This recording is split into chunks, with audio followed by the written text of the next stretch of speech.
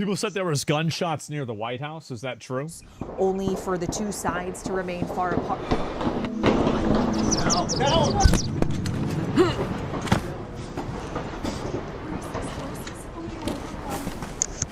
I finally figured out how to get this shit that's working. crazy. Gunshots fired at the White House, Secret Service sniper. Finally was able to figure out how to get this shit working, boys.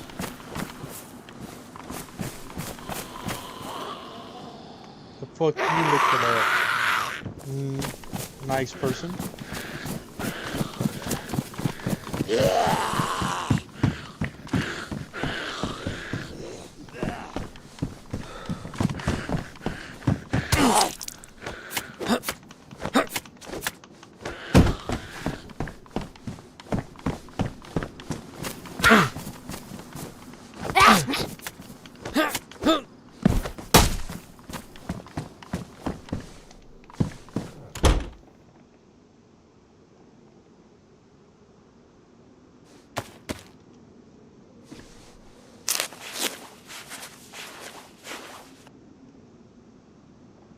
I don't know if my connection's good enough. Because I didn't see either one of those zombies. Am I missing some shit?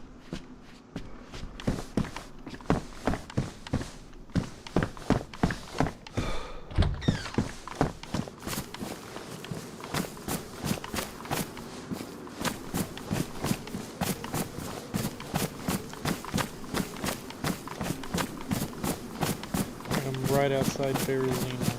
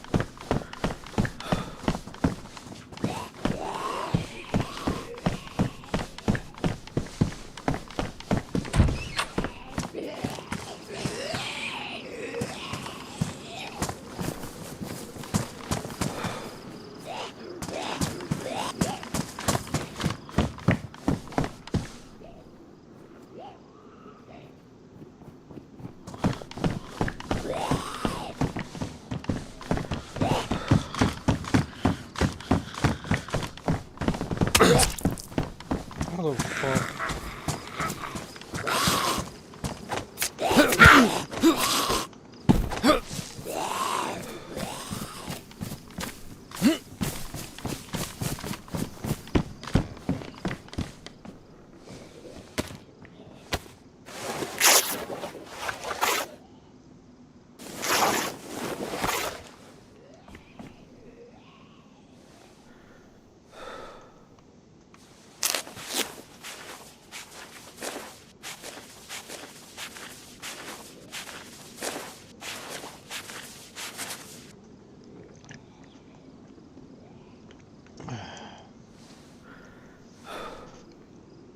I know they were dirty. Oh well. Oh wow, those are 3x? I thought those were 2x1s.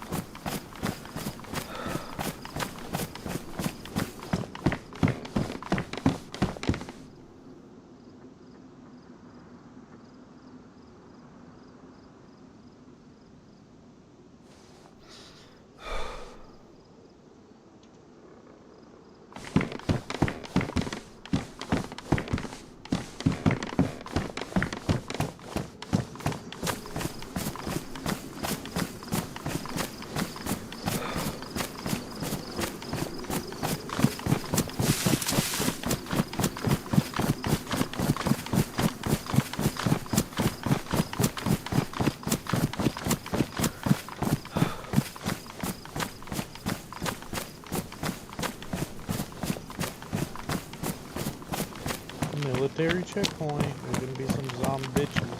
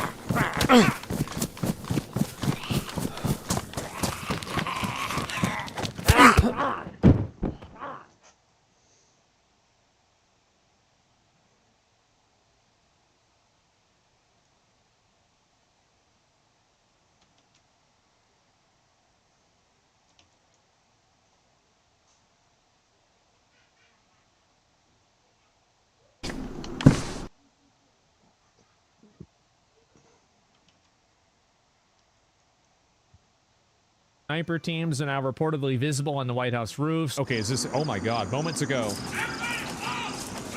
We're following this breaking news. Possible shots fired near our nation's capital at the White House. We have News Nation's Chris Oh my Flanagan. God. So, Alex, we are still in lockdown. In the briefing room, we heard about 25 or 30 rapid, it sounded like gunshots. Okay, so several shots are fired. This is it. Damn.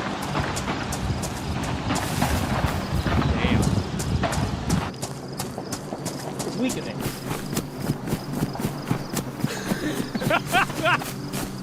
Yeah, it sure is. So we knew President Trump was inside the White House as he was working on that deal.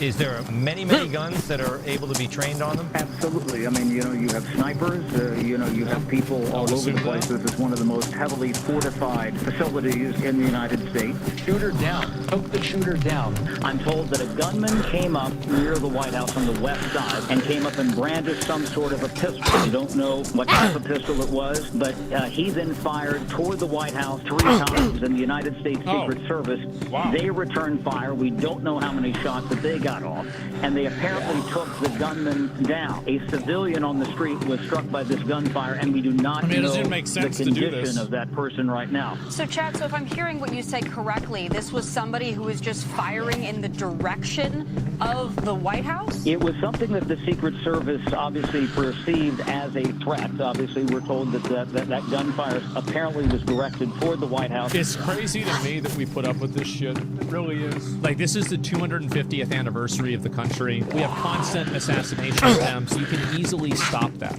They don't want to. If one of these different politicians gets shot, eventually it'll happen. I'm going to be like, that's what you get. It's their freedom of speech to say that they want to kill all of the people that they disagree with, like politically. Every single time that these people do it and they get away with it, now it rewards them and they think, okay, great, I'm going to keep doing it. It's a national problem that the longer that you let it go on, the worse it gets. Something needs to happen, because if something doesn't happen, then it's just going to keep getting worse.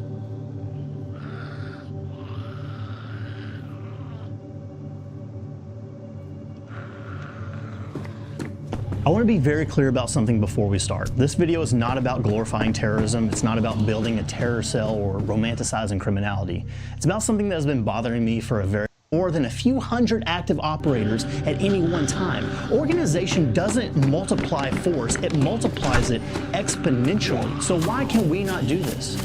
A few honest reasons. First, justified distrust. Government infiltration of civilian groups is real and documented, and the fear of being put on a list is not paranoia, it is reasonable. I get it. The second is individualism. The same value that makes free men free also makes us nearly impossible to coordinate. It's like herding cats. We resist authority, even voluntary authority. We protect our privacy even from our allies. And third, and this one is documented, foreign adversaries have spent decades and billions of dollars specifically working to keep Americans like you and me fragmented, online only, angry and inward looking, keeping them arguing, keeping them suspicious of each other, keeping them from ever building anything real. That is a documented strategy, and it's working. All under the guise of we have to police our own, but then we can't control when the policing stops. It's one thing to hold liars and frauds accountable. It's another to nitpick each other's words online and rally hordes of trolls via common enemy intimacy. We are so wired for battle that we will create a million tiny fights instead of working towards anything meaningful or bigger together. Now here's where it gets interesting. The people who have figured out how to overcome all of those obstacles, the distrust, the individualism, the surveillance, are our enemies. And they figured it out by building a specific kind of organizational architecture. Let's start to look at them up close, starting with Al-Qaeda. Now, to understand Al-Qaeda, you have to go back to a Soviet invasion and a man with a Saudi construction fortune who felt God calling him to war. In 1979, the Soviet Union invaded Afghanistan. A Palestinian Islamic scholar named Abdullah Azzam established what was essentially a service bureau in Peshawar, Pakistan, to recruit and funnel foreign Muslim volunteers into the Afghan resistance. His funding source and operational partner was a young Saudi man named Osama bin Laden, son of one of the wealthiest construction tycoons in the Arab world. And by 1987, bin Laden was leading 35 Arab fighters in the field, Mujahideen. They repulsed a Soviet invasion over 2 weeks of fighting. And that victory gave a charismatic man, bin Laden, credibility and gave the group of battle-tested fighters a shared identity. The organization grew from a moment of genuine accomplishment, a small, committed group that did something difficult together. Now, Al-Qaeda was formally founded in a series of meetings in Peshawar in 1988. The name means the base in Arabic. It became the training camp database bin Laden had been building, a detailed register of every fighter who had ever passed through, their skills, their families, their contacts, their resources, and I want you to just let that sink in. The first thing Al-Qaeda built wasn't a bomb, it was a database, a detailed human intelligence file on every asset it had. That database became the nervous system of everything that followed. The founding membership requirements are worth noting also. They were not combat skills, they were not radical ideology. They were listening skills, the ability to have good manners and obedience, and making a pledge to follow one's superiors. They were building an organization, not recruiting soldiers. You didn't apply to Al-Qaeda. Al-Qaeda found you, usually when you were already moving in a direction that made you useful. Now, recruitment happened through social networks, mosques, prisons, and family ties. The most durable recruitment happened within existing trust networks. If your cousin was already in the network, you were a natural candidate. If you're a mom, basically a pastor in Islam, if your mom was sympathetic, the mosque became a pipeline. Imagine the average American Christian pastor being a pipeline for righteous, capable men in a legitimate American insurgency. A lot would have to happen. A lot would have to change in America for American pastors to be like that at all. Now, the terror cell involved in 9/11 was called the Hamburg cell. That cell is one of the most documented inside stories of how this process actually worked. In 1992, Mohammed Atta, an Egyptian architect, moved to Hamburg, Germany to study urban planning. 4 years later, he began attending the Al-Quds Mosque, and over months of repeated exposure, deepening relationships, and ideological reinforcement, he was radicalized. Now, nobody handed him a pamphlet and said, "Join our terror cell." The process was far more patient and far more human than that. Now, once someone was identified as a serious candidate, the next stage was skills assessment. New recruits were screened for what they could uniquely contribute. And when Al-Qaeda recruited another one of the future 9/11 hijackers, Hani Hanjour, they discovered that he already had a commercial pilot's license. And the Hamburg cell members were selected in part because they were educated, spoke English, and had experience living in the West. The organization thought in terms of capabilities, not just bodies. Every recruit was evaluated for what they could uniquely contribute and slotted into a role that maximized that contribution.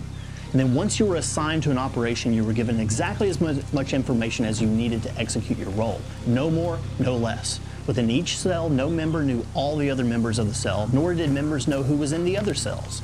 If you were captured and interrogated for a week, you could give up your cell, but nothing else. The network kept running. Now here's one key detail that defines the entire organizational model of Al-Qaeda. Their leaders did not issue orders or even pay operatives. Instead, they inspired small cells of individuals to take action on their own initiative. The leader's job was inspiration and ideology, not command and control. Execution was pushed all the way down to the bottom. Now, most people think of 9/11 when they think of Al-Qaeda. Understandable. But for understanding how Al-Qaeda actually built and operated cells, the 1998 embassy bombings in Kenya and Tanzania are the more, instructive case studies. Now, just to catch everyone up, in 1998, the U.S. embassy bombings were coordinated truck bomb attacks carried out by Al-Qaeda, targeting American embassies in Nairobi, Kenya, and Dar es Salaam, Tanzania. The near simultaneous explosions killed over 200 people, mostly African civilians, and injured thousands more, making them some of the deadliest terror attacks prior to 9/11. They were planned by Osama bin Laden's network, and the bombings were intended to strike U.S. influence abroad and escalate Al-Qaeda's global jihad campaign. And in response, the United States launched missile strikes against suspected terrorist facilities in Afghanistan and Sudan, marking a major turning point in the confrontation between the U.S. and Al-Qaeda. The CIA revealed that those attacks had been planned for years. This wasn't reactive, it wasn't opportunistic, it was patient, deliberate, and methodical. And by the time the bombs went off on August 7, 1998, the operation had been running in one form or another for nearly 5 years. Now, to understand this operation, you need to know the man who built it. The builder was a man by the name of Ali Mohammed, and what follows is one of the most remarkable and most suppressed intelligence failures in American history. Ali Mohammed was a former Egyptian Army Special Operations Intelligence Officer. He also joined the Egyptian Islamic Jihad, the militant group that planned the assassination of the Egyptian president in 1981. Now, here's the crazy part. One day, he walked into the CIA's Cairo station in 1984, volunteered his services, and the agency hired him. They sent him to Hamburg, Germany to infiltrate a mosque, and he immediately outed himself to the imam of the mosque as a CIA plant. And the CIA immediately fired him and tried to bar him from entering the United States. But the ban was not enforced. He not only entered the U.S., he joined the U.S. Army. At 34 years old, the former Egyptian Special Forces soldier outperformed every recruit in his basic training unit and was eventually assigned to the Special Operations Command at Fort Bragg, North Carolina. And while stationed at Fort Bragg, he trained the first Al-Qaeda volunteers in unconventional warfare techniques, kidnappings, assassinations, and hijacking, techniques he had learned from being adjacent to American Special Forces. And according to FBI records, among his first students were Osama bin Laden and Ayman al-Zawahiri. He was teaching the founders of Al-Qaeda American Special Operations doctrine while on active duty, while the U.S. Army was paying his salary. In his own words, entered into the court record, "I conducted military and basic explosives training for Al-Qaeda in Afghanistan. I also conducted intelligence training for Al-Qaeda. I taught my trainees how to create cell structures that could be used for operations." You see, he wrote the manual, the actual Al-Qaeda training manual. The doctrine he learned from came from the United States Army, Special Operations. And in 1993, per bin Laden's instructions, Mohammed traveled to Nairobi, Kenya, and photographed the U.S. Embassy, taking surveillance photos and collecting maps. Then he personally briefed bin Laden, who looked at the photos and pointed to the precise spot where a truck bomb should be driven. That surveillance happened 5 years before the bombing. Mohammed returned to California and lived as a quiet computer executive for the rest of the time, while the operation just developed on its own in the background. Now, this is where things get really interesting, because this is where two completely different cells, coordinated from the top, executed their plan at the bottom. First, there was the preparation cell. This cell was composed entirely of guys who were local to the attack. They ran businesses and NGOs as cover and handled money, logistics, and the bomb construction, and blended it in completely to their surroundings because they lived there. Then there was the attack cell. These guys arrived just weeks before the bombing. They had limited knowledge of the operation and only knew what they needed to execute. Go here, get this, do this, push this button. Those two groups had minimal contact with each other. If one got compromised, the other one could still function. The bomb itself, it was built in a rented house in a normal neighborhood for months. No one ever noticed. The result? 2 trucks, 2 cities, simultaneous explosions, 200 plus dead, thousands wounded, and a strategic shock that reshaped U.S. counterterrorism for decades, all for $10,000 to $50,000. That's it. The lesson? It wasn't advanced tech, it wasn't massive funding. It was patience, compartmentalization, cover, and legitimacy, and disciplined organization. That is how small groups create outsized impact. This Dirty Civilian production is powered by a few incredible companies focused on building capable, prepared Americans. Where would you go if you only had $5 to budget towards ammo this week? When that's all you have, ammo can become an afterthought until it's too late. Suddenly shelves are empty, prices spike, and you're scrambling. That's a bad place to be. With Ammo Squared, you can stay ahead of the curve. It builds your ammo reserve in the background so you're not caught off guard. If you want to stockpile ammo over time, go check out Ammo Squared. Steel Industries. Night vision is expensive, and more importantly, it's confusing. That's why we like Steel Industries. You're not just buying gear, you're talking to people who actually understand it and will walk you through what you need, and what you don't. No upsell nonsense, no guessing, no wasting money on the wrong setup. If you're getting into night vision and want to do it right the first time, talk to Steel Industries. Wetworks. Every summer, guys make the same mistake. They either wear full kit and almost die of heat stroke, or they strip down and get eaten alive by the environment. The Summer Combat Hoodie from Wetworks is that middle ground. Lightweight, breathable, and doesn't make you feel like you're wrapped in a trash bag. You still get coverage, you still get concealment, and you're not questioning your life choices after 20 minutes being outside. If you live somewhere hot and humid, the Summer Combat Hoodie will quickly become your favorite piece of survival clothing. Stay ready outdoors. Buying prepackaged survival kits can be a great idea until you figure out that the supplier saved money on key items like a fire starter kit or a signaling device. That's where Stay Ready Outdoors comes in. They don't cut corners. The gear is built around real-world use, reliable fire, dependable water solutions, and medical that you can actually trust when it counts. No filler items, no gimmicks, just equipment that works when you need it. Because when something goes wrong, you do not need subpar equipment. You need quality. Go to Stay Ready Outdoors. Now let's talk about ISIS. Most people think ISIS appeared out of nowhere in 2014 when a man named Abu Bakr al-Baghdadi declared a caliphate from a mosque in Mosul, and fighters in black started capturing city after city across Iraq and Syria. But that's not where it started. You see, the story of ISIS starts in a Jordanian prison in 1999 and runs through one of the greatest unintended consequences in American military history. A Jordanian man named Zarqawi had a criminal background and a burning ideology. He trained in Afghanistan, met bin Laden, came back radicalized, and was operational. His early organization was small, local, and focused on overthrowing the Jordanian monarchy. Then the United States invaded Iraq in 2003 and handed Zarqawi his very own war.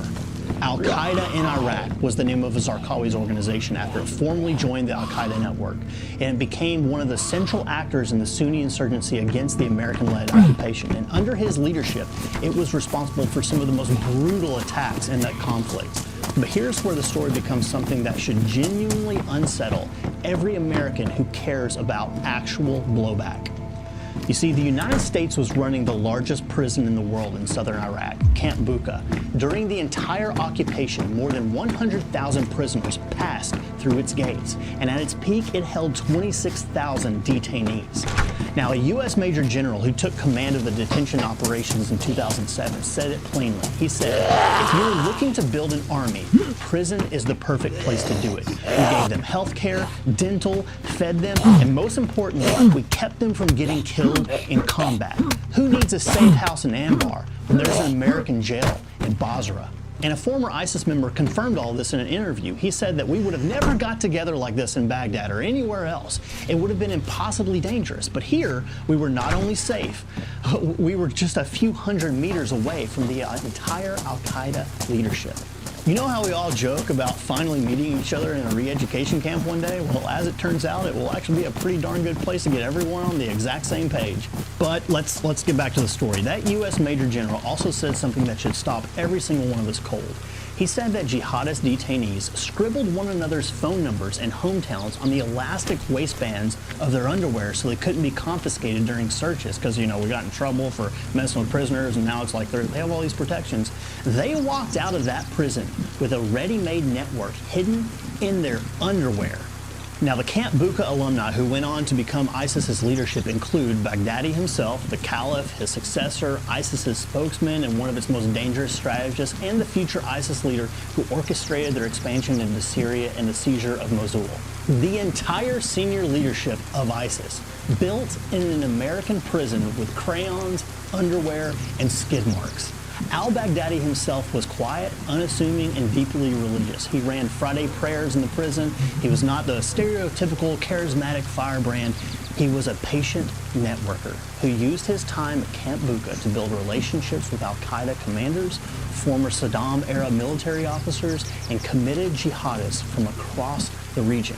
And when he was finally released, assessed by U.S. authorities as a low threat, he had the network, he had the credibility, and now he had a plan. And once his predecessor Zarqawi was killed in a U.S. airstrike, al-Baghdadi took control in 2010. Then Syria descended into civil war in 2011, and this dude saw his opening. Between 2012 and 2013, ISIS launched what is called the Breaking the Walls campaign. 24 coordinated bombings and 8 prison breaks throughout Iraq specifically designed to free jihadist fighters who had been in prison. They weren't just building their army, they were literally breaking their people out of prison and reconstituting their leadership cadre. The expansion into Syria gave ISIS something Al-Qaeda never had: territory. And territory changed the recruitment strategy and the recruitment model completely. ISIS built what researchers call a cyber caliphate, a distributed international network of writers, editors, graphic designers, translators, and media producers operating across every major social media platform, creating professional quality content in multiple languages specifically designed to reach vulnerable individuals at the moment of their greatest susceptibility. They had their very own little magazine, both digital and in print, and it was produced at a level that rivaled legitimate publications. Their video production made Hollywood quality propaganda. They weren't posting memes, they were running a media operation. If you're anything like me, you probably watched a lot of their content online to familiarize yourself with the evil that is radical Islam, right? Or just Islam, if we're being honest. The recruitment pipeline at that time had stages: exposure to content, then engagement with a recruiter through encrypted messaging apps, even within video game lobbies, then deepening ideological commitment through direct one-on-one conversation, then a specific ask. The process was patient, tailored to the individual, and often lasted months or even years. They weren't sending mass emails, they were building individual relationships. And at the organizational level, ISIS built a state with defined departments: a military council responsible for operations, a legal council handling executions and recruitment, a fighters assistant council responsible for housing and moving foreign fighters, a security council, an intelligence council, a media council, and a secret service wing called the EMNI, which served simultaneously as internal police and external terror operations. For internal communications across its provinces, they used 3 layers of physical couriers, one between different provinces, one between each province's leadership, and one between sectors within each province. Each courier was called Al-Rabta, the connector. They knew only the link above and below them. They used physical couriers because digital communications could be intercepted. And when the territorial caliphate was destroyed militarily in 2017 to 2019, the organizational DNA still survived. The network continued because it wasn't dependent on the territory. The ideology was the territory. Ideas are bulletproof. Then there is the IRA, the Irish Republican Army, the organization that beat British intelligence for 30 years. The IRA story is the most instructive of all of these case studies for Americans because it's the most culturally proximate to us, right? These weren't foreign fighters with an alien ideology being brought in from everywhere. These were working class men and women in neighborhoods being attacked by foreign military force who built one of the most effective and resilient decentralized military organizations in modern history and sustained it for 30 years against one of the world's most sophisticated intelligence services. In August 1969, the Belfast Brigade of the Provisional IRA, the main armed Irish Republican organization during the period known as the Troubles, had exactly 50 active members. But by the end of 1971, barely 3 years later, it had 1,200. What caused that explosion? The British Army's response to civil rights protests, including an incident on January 30th, 1972 known as Bloody Sunday, where British soldiers killed 14 unarmed civilians during a protest march in Derry. The IRA didn't build itself by recruiting people to join a revolutionary organization. It built itself by being the only armed structure present in neighborhoods that were under attack and siege and had no other protection. Legitimacy came from just showing up in a crisis. That's all. The IRA recruitment was cautious and deliberate. An open-door policy risked infiltration, so the organization specifically did not want angry men who hated for the sake of hating. They wanted disciplined, obedient people who understood the mission and could keep their mouths shut. Every volunteer was carefully vetted, trained, and monitored. Each new member received a document called the Green Book. It was the IRA's internal training manual and code of conduct, which outlined the political objectives, military strategy, rules of engagement, and personal conduct expected of every member. It was a culture document as much as a tactical manual. It made every member a carrier, essentially, of the organization's values. Now, it's important to note that over the years, the IRA changed how it operated. In the early years, the IRA was organized like a conventional military. Battalions, brigades, geographically defined units where everyone knew everyone, and this made them vulnerable. British intelligence planted informers, and the damage was catastrophic. Entire operations were compromised before they could even be executed. So in 1976, a group of young Belfast leaders emerged from a British internment camp, prison, yes, that's prison, again, determined to fix this problem. They restructured the entire organization. They reduced the number of active volunteers who engaged in operations and organized them into a closed cell platform. They called them active service units, each with 5 to 8 members, so that the information any one member had about the organization was limited to just the people in their immediate unit. 5 to 8 people. That's it. That's the cell. That's the unit of trust. Everything beyond that circle was protected by the fact that you simply didn't know. And the results were remarkable. British intelligence eventually planted a mole inside the IRA's own internal security unit, a man codenamed Steak Knight, who was theoretically responsible for hunting British infiltrators. Even with that extraordinary penetration at the most sensitive level of the organization, the cell structure protected enough of the network that the IRA kept functioning for decades more. The cell structure in Belfast and Derry meant the IRA was never pushed into terminal decline by British intelligence, even when they had a mole at the top. The IRA fought British intelligence to a standstill for 30 years until it could come to the point where it came to the negotiating table on its own terms. Now, let's talk about how they communicated. Orders from the Army Council, the IRA's supreme leadership, traveled through General Headquarters staff, then down to the Northern or Southern Command, then down to brigade level, then down to individual active service units.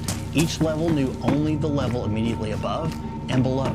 A volunteer in Belfast knew who was in their cell, but they did not know the full brigade structure, and they certainly didn't know what was happening at the Army Council level. They did all face-to-face meetings in safe houses, dead drops for materials and communication. They used coded language when phones had to be used, and as the British got better at signals intelligence, the IRA got better at counter-surveillance, constantly rotating safe houses, varying routes, using couriers for anything that was extremely sensitive. And the organizational lesson from 30 years of IRA operations is this: the organization that wins the long game is the one that protects its structure more fiercely than its individual members. Volunteers were essentially expendable. The network was not. That philosophy is what allowed a few hundred committed operators to tie down one of the most sophisticated military and intelligence establishments in the world for 30 years. Now let's talk about the cartels, the threat that is actually already inside our own country. Here's where it gets close to home, because unlike Al-Qaeda or ISIS, the cartels aren't operating in a cave in Afghanistan. They're operating in your cities, in your suburbs, in your supply chains right now. The Sinaloa cartel, the organization El Chapo built and the DEA considers the most powerful drug trafficking syndicate in the world, didn't start in a boardroom between drug lords. It started with peasant farmers. In the 1960s and 70s, farming families in the state of Sinaloa, Mexico, began moving marijuana and poppy through informal networks. And one of the first to traffic at scale was a man by the name of Pedro Aviles, who later brought his son's friend, a young man who would become known as El Chapo. He brought him on as an apprentice. The modern cartel system grew out of a single catastrophic event in 1985. The Guadalajara cartel, the loose federation of regional traffickers that had coalesced into western Mexico, tortured and murdered a DEA special agent, Enrique Kiki Caminara. and the U.S. response forced Mexican authorities to act. The Guadalajara organization fractured under this pressure, and its leaders scattered and established independent operations in various regions.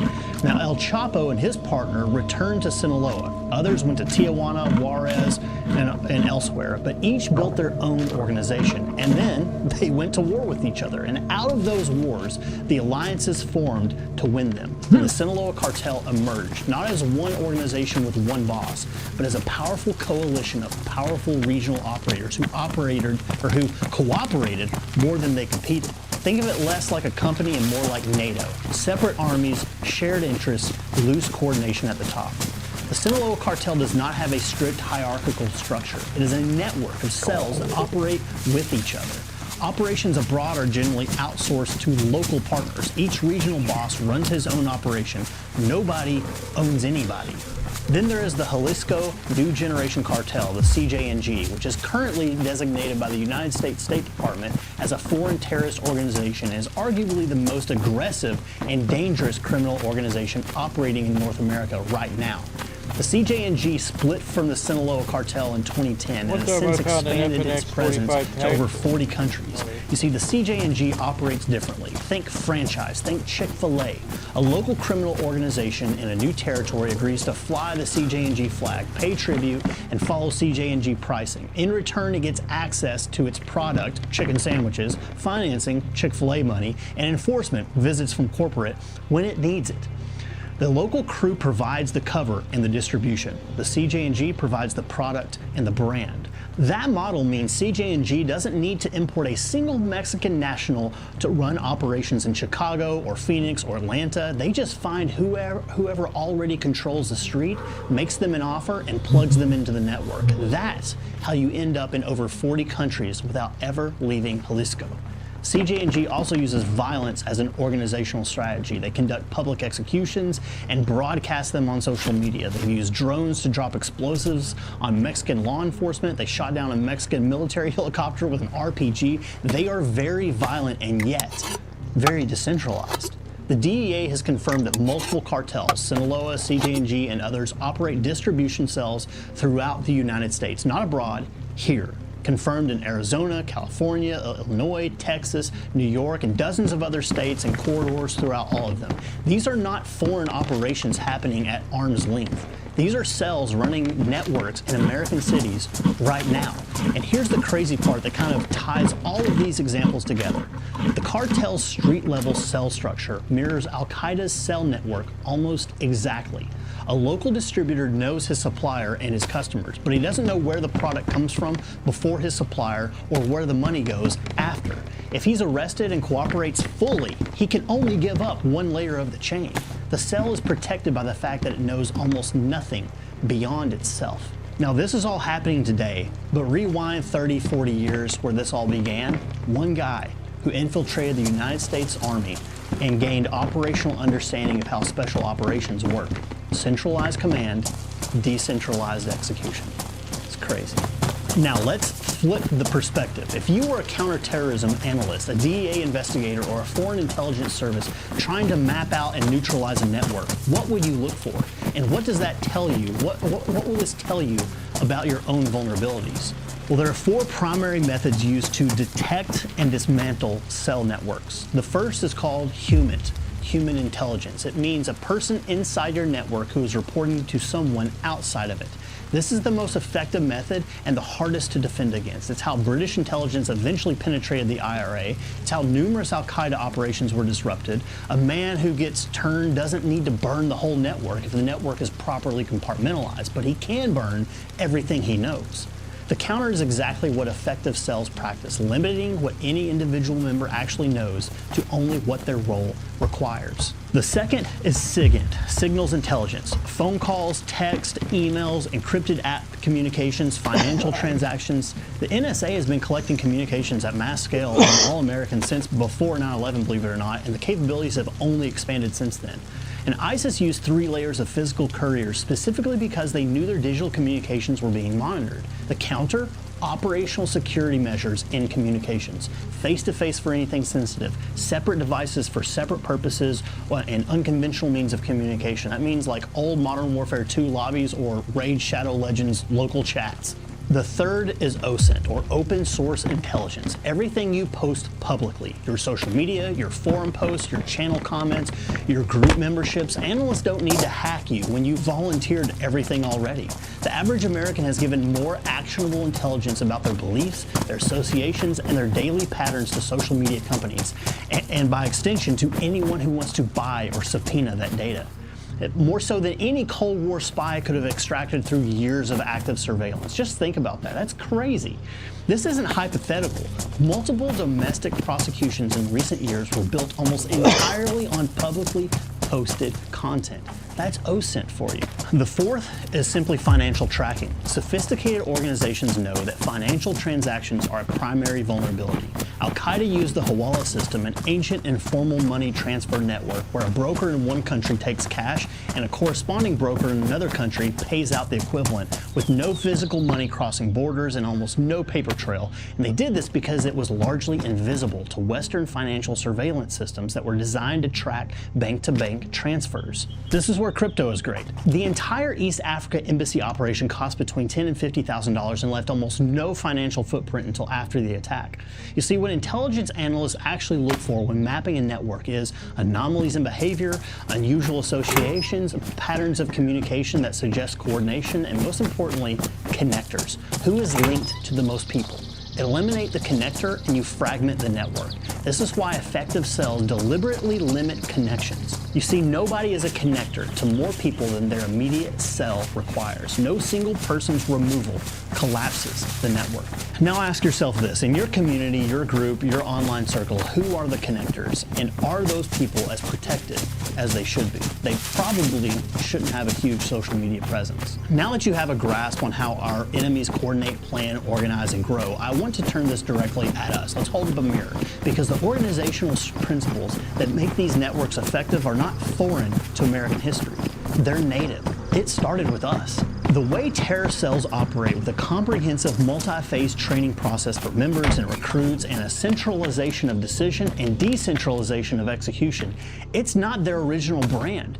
It's ours. Strategy at the top with discretion on how to execute on the ground. That should sound familiar, because that's how our special operations function. And moreover, we see this dynamic in how our own founding fathers operated in the American Revolution. For example, you've probably never heard of the Committee of Correspondence. These were networks set up by American colonists in the early 1770s to share information and coordinate resistance against British policies. Organized town to town and colony to colony with leaders like Samuel Adams, they used letters and messengers to spread news, unifying messaging, and plan collective action, essentially creating an early communication and coordination system that helped the colonies act together and pave the way for the Continental Congress, which you probably have heard of. Another organization you've probably heard of is the Sons of Liberty, a loose network of American colonists who organized resistance to British rule, especially taxes like the Stamp Act.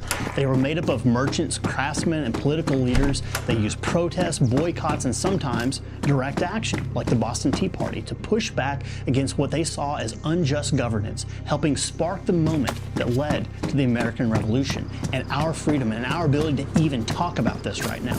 It was not a mass movement that included absolutely everyone. They were a disciplined network of trusted men who operated within existing social structures and expanded carefully. And then there's the Minutemen. They weren't lone wolves. They had defined roles, defined notification chains, defined response obligations, and regular training together.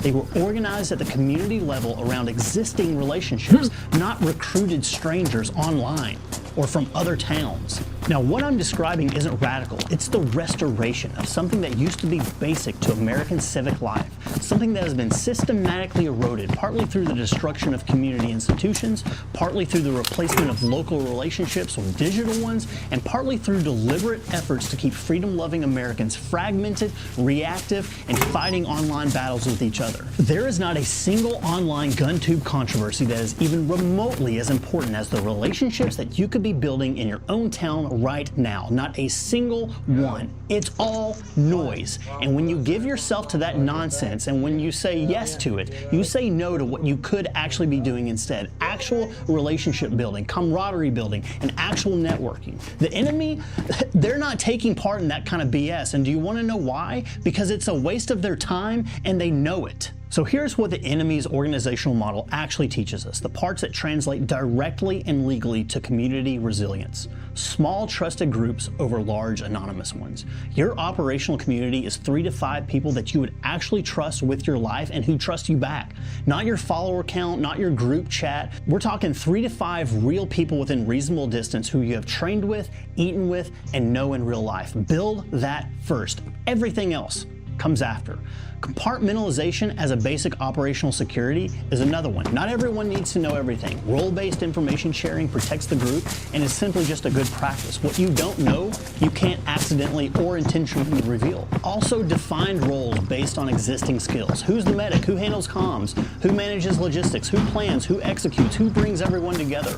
Role clarity removes redundancy, ego, and confusion. And it also means that everyone has a specific function and nobody feels useless, because people who feel useless detach at best and at worst become bitter. You don't want that in your group. You see, local relationships, they're the foundation. The most resilient communities in history were built on existing social trust. Family, long-term neighbors, people with shared faith and shared history, not recruited strangers from the internet. Start with people you already know. Deepen those relationships deliberately and in person. Also, mission clarity over vague ideology. We protect this neighborhood during a grid down event is an actionable mission. We love freedom is just a bumper sticker. Specific, achievable, shared objectives create cohesion and direction that ideology alone will never produce. Also, training over planning. Effective cells don't just plan, they train together repeatedly until coordination becomes automatic. The entire argument for getting off the flat range and into realistic training scenarios with real people is rooted in this. Stress reveals gaps, even among people in interpersonal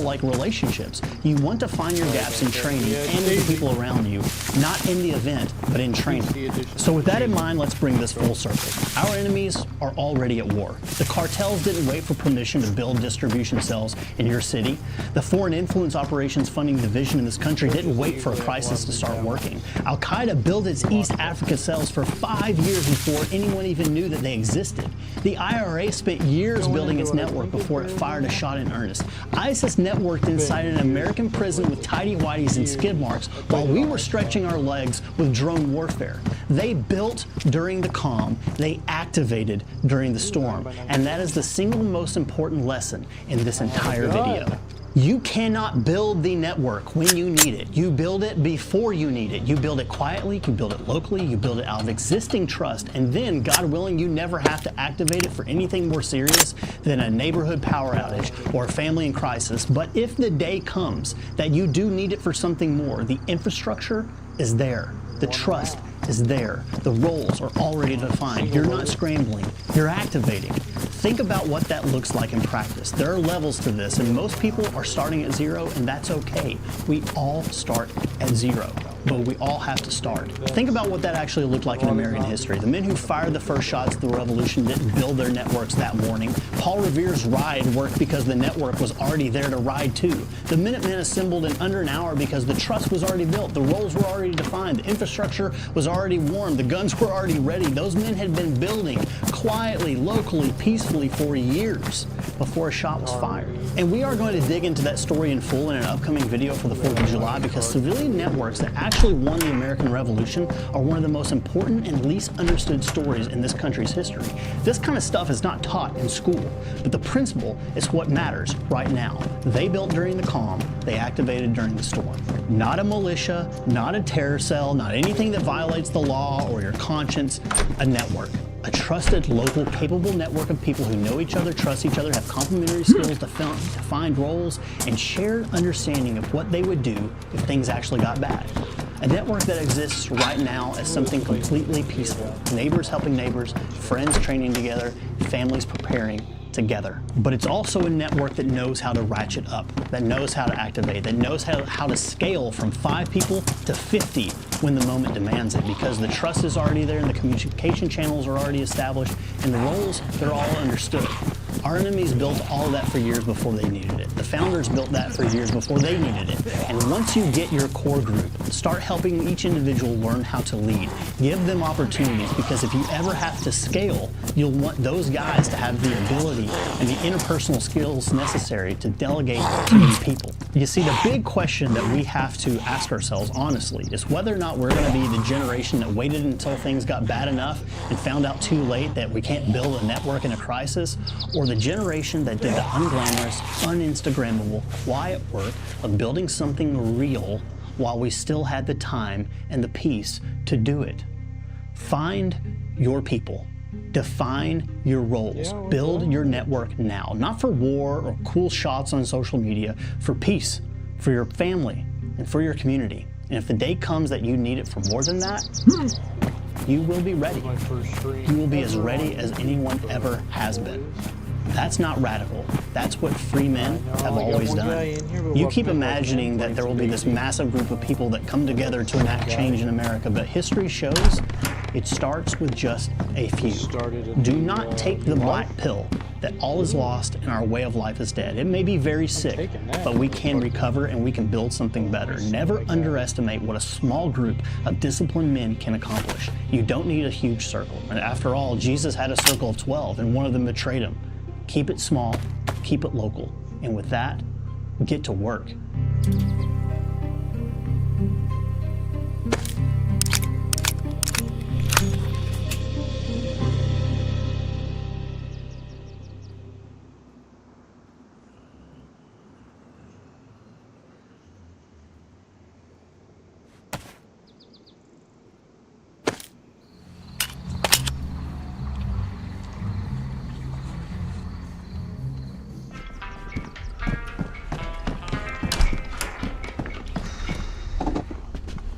Man, I hope you're ready for this. Man, what is taking them so long? You know how stupid you sound when you talk? I'm not paying you to talk or even think. I'm paying you to stand there, shut your mouth, and look big. All right, can you do that? Well, man, that mask over there is doing a real good job of covering up those tattoos. Well, last time I checked, you didn't look like me. How about you both shut up? All right, at least act professional, and let's just get this done. Hey, you came alone, right? What do you think? All right, bring it over, set it down. Oh, there, man. Every dollar, and now we are done. What is this? Why is the bag so big? It's only $3,000. The bank gave it to me in ones and quarters. It's all there. Whatever. Just go ahead and open it. Let me see. I want to make sure it's there. All right, yeah, I will open it for you. What's up, dude?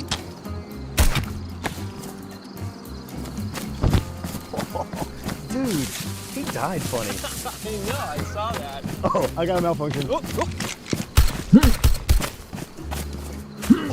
Bro. That was sick. I know. This is like the perfect bag for this. I know. No. Let me get this one. I brought just the thing. I brought extra.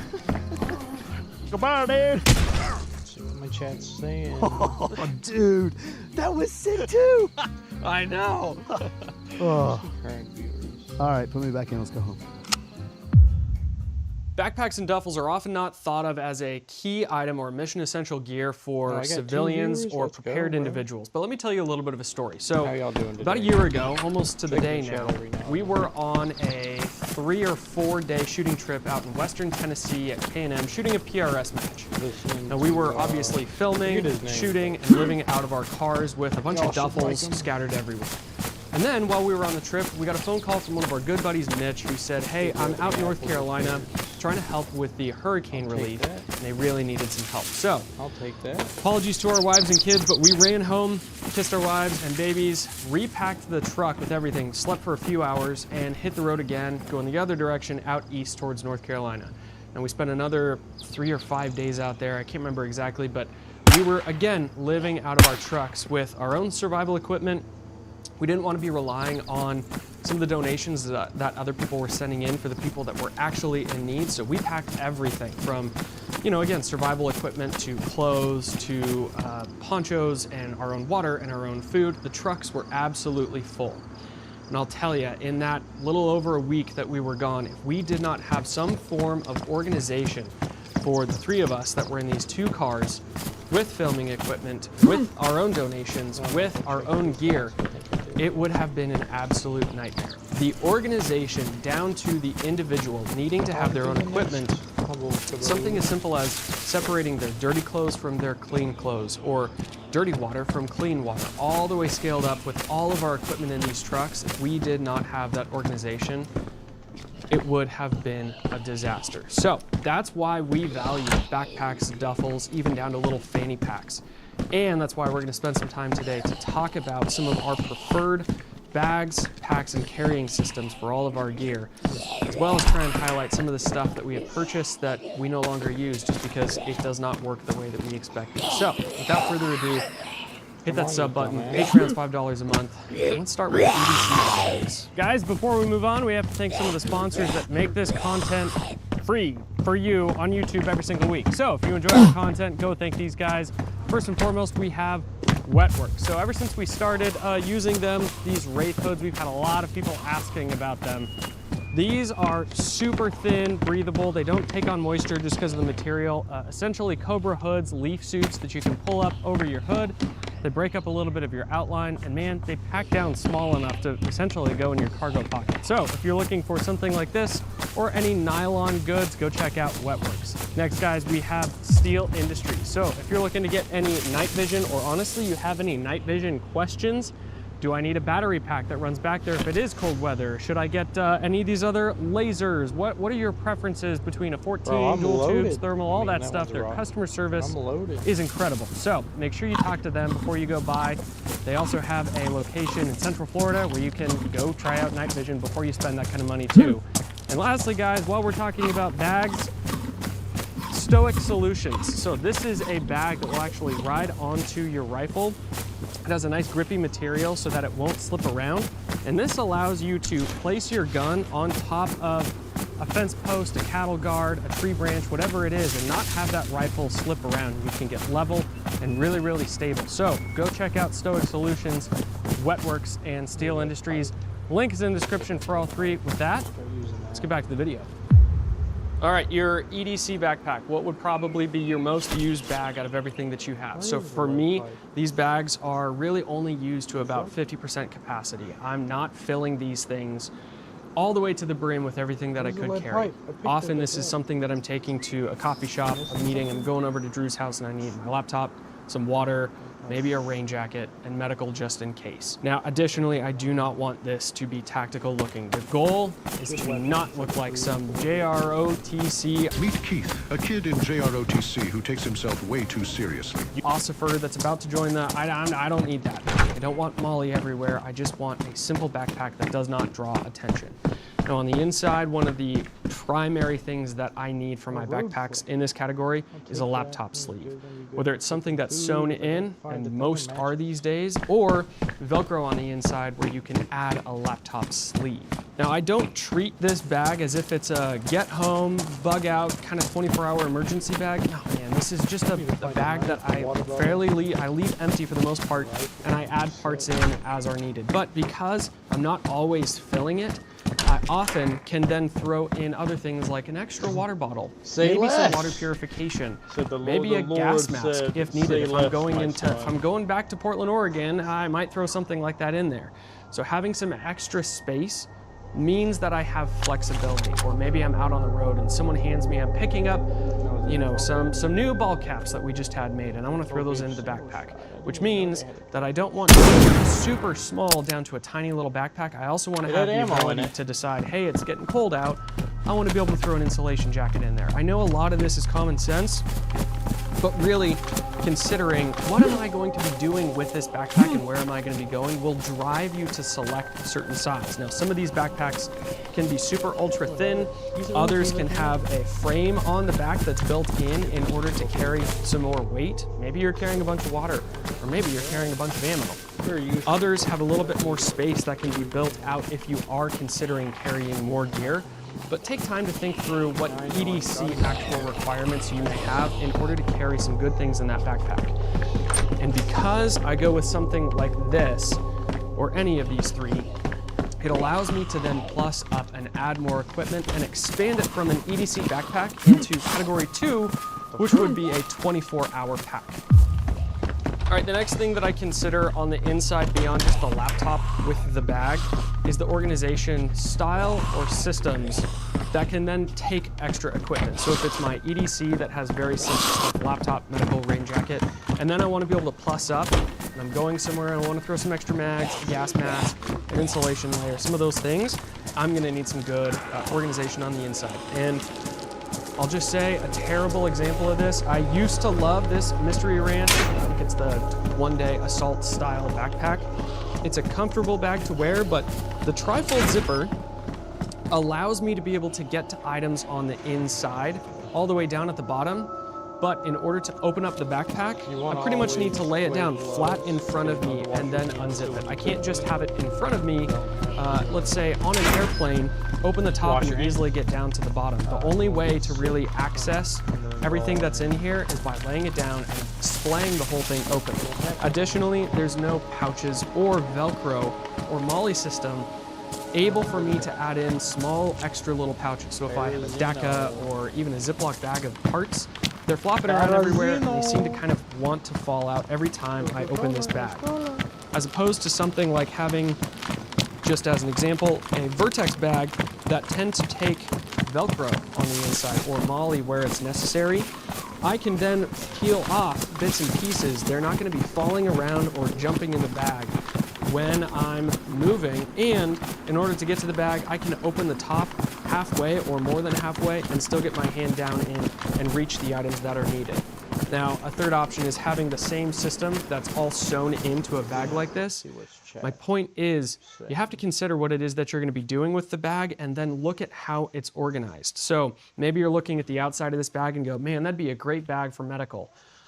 Dang it, I know that I carry more medical than that. It's simply not going to fit. Well, now this is dead space to me and I'm not going to use it. You need to think through some of those options as well. More medical than that. I tend to prefer a combination of some sewn in organization as well as Velcro and MOLLE on the inside. Next would be having a Velcro system that you can actually reorient how you want things. And then finally, something that has next to no organization and cannot take any extra. I have no more use for those anymore. It's a bummer. I like the bag. I used to like the bag, it just doesn't work for me. All right, so the next thing that this size bag can do for us is fill a third category, which would be an assault bag. So we have a EDC, we have a 24-hour use case, and then we have kind of an assault bag. If you want one bag to be able to do all three, you're gonna have to get even more picky. So some of you may be asking, what is an assault bag? So typically, this is used to supplement fighting equipment when going on an assault. It's not a full-on sustainment bag as much as it is extra ammunition, explosives, maybe your helmet and night vision are going there if you're walking a long distance. And it's, again, just used to add to your fighting equipment. Now, when we're going to be wearing something like this in conjunction with kit and in, let's say, a combative zone, I've never been in a scenario like that. Hope to God you don't have to either as a civilian. But if you want something to fill that category, there are certain things that I look for. So the first is I really want good zippers. When I fill out a bag with stuff, puffy jackets and ammunition and whatever else we're out camping with the boys, if the zippers are wanting to snag every time on my puffy jacket again or my sleeping bag or whatever I have in there, the zippers are the closure system, and if they're poor quality or they're weak, the entire bag is useless to me. So if I want to fulfill that third category, the zippers are a must. Next would be a comfortable suspension system. So you may be tempted to do something like a sling bag. I'm not the biggest fan of sling bags. I know a few people that are. This is a great option if you're just, riding the train as you're going to visit some place out in Europe and you just want to throw something over your shoulder. Maybe you ride an e-bike all the time and you want something lightweight and simple with one strap that you can easily pull it around you and access, that's fine. But for longer distances, you're really going to want a comfortable suspension system over your back and shoulders. So next would be I also want a sternum connection. So some form of actually closing these straps around in front of me, as that actually seems to displace some of the weight on my straps, and it makes it a little bit more comfortable when I am carrying more weight. Now, if you are carrying some of this stuff out in the elements, maybe again, if you live somewhere where it's super rainy, or you are using this also as kind of a trio, and you want it to be able to work in an assault style, you're also probably going to be asking yourself about waterproofing as well as signal proofing. So, waterproofing your bags. You could go buy something that has a water repellent material on the outside. I don't tend to like a waterproof backpack, generally because it's a thicker material.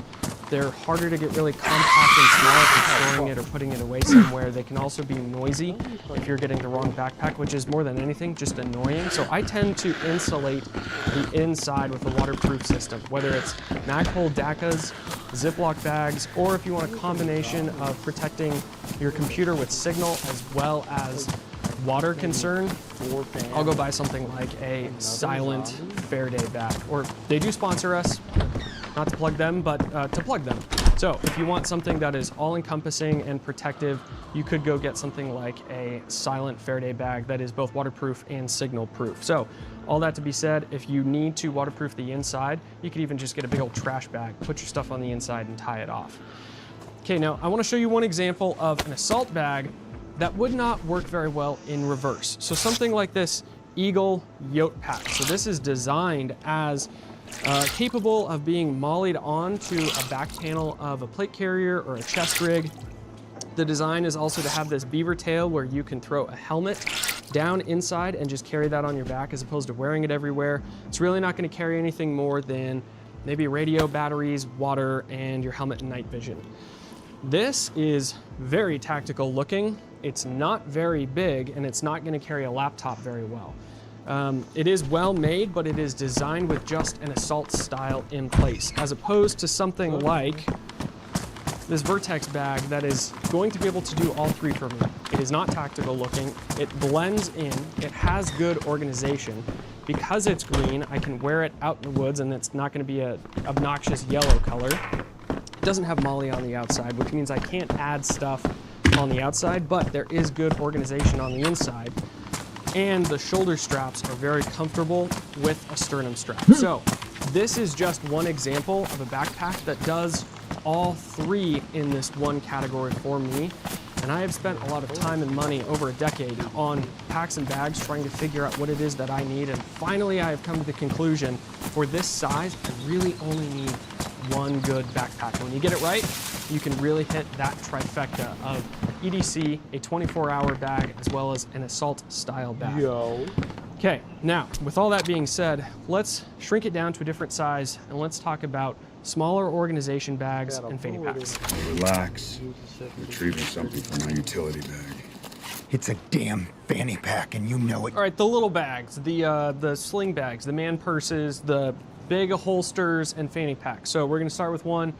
It's kind of been a staple. If you guys have been watching our content for a while, you know that this is my medical bag, which is kind of cool. You know, when you start wearing the same medical bag everywhere, I bet if you saw me on the range somewhere and I had this on, you'd be like, where that medical is. Yeah, this guy's medical on. It's a good thing. If I go to his truck, I know what I'm looking for in a medical bag.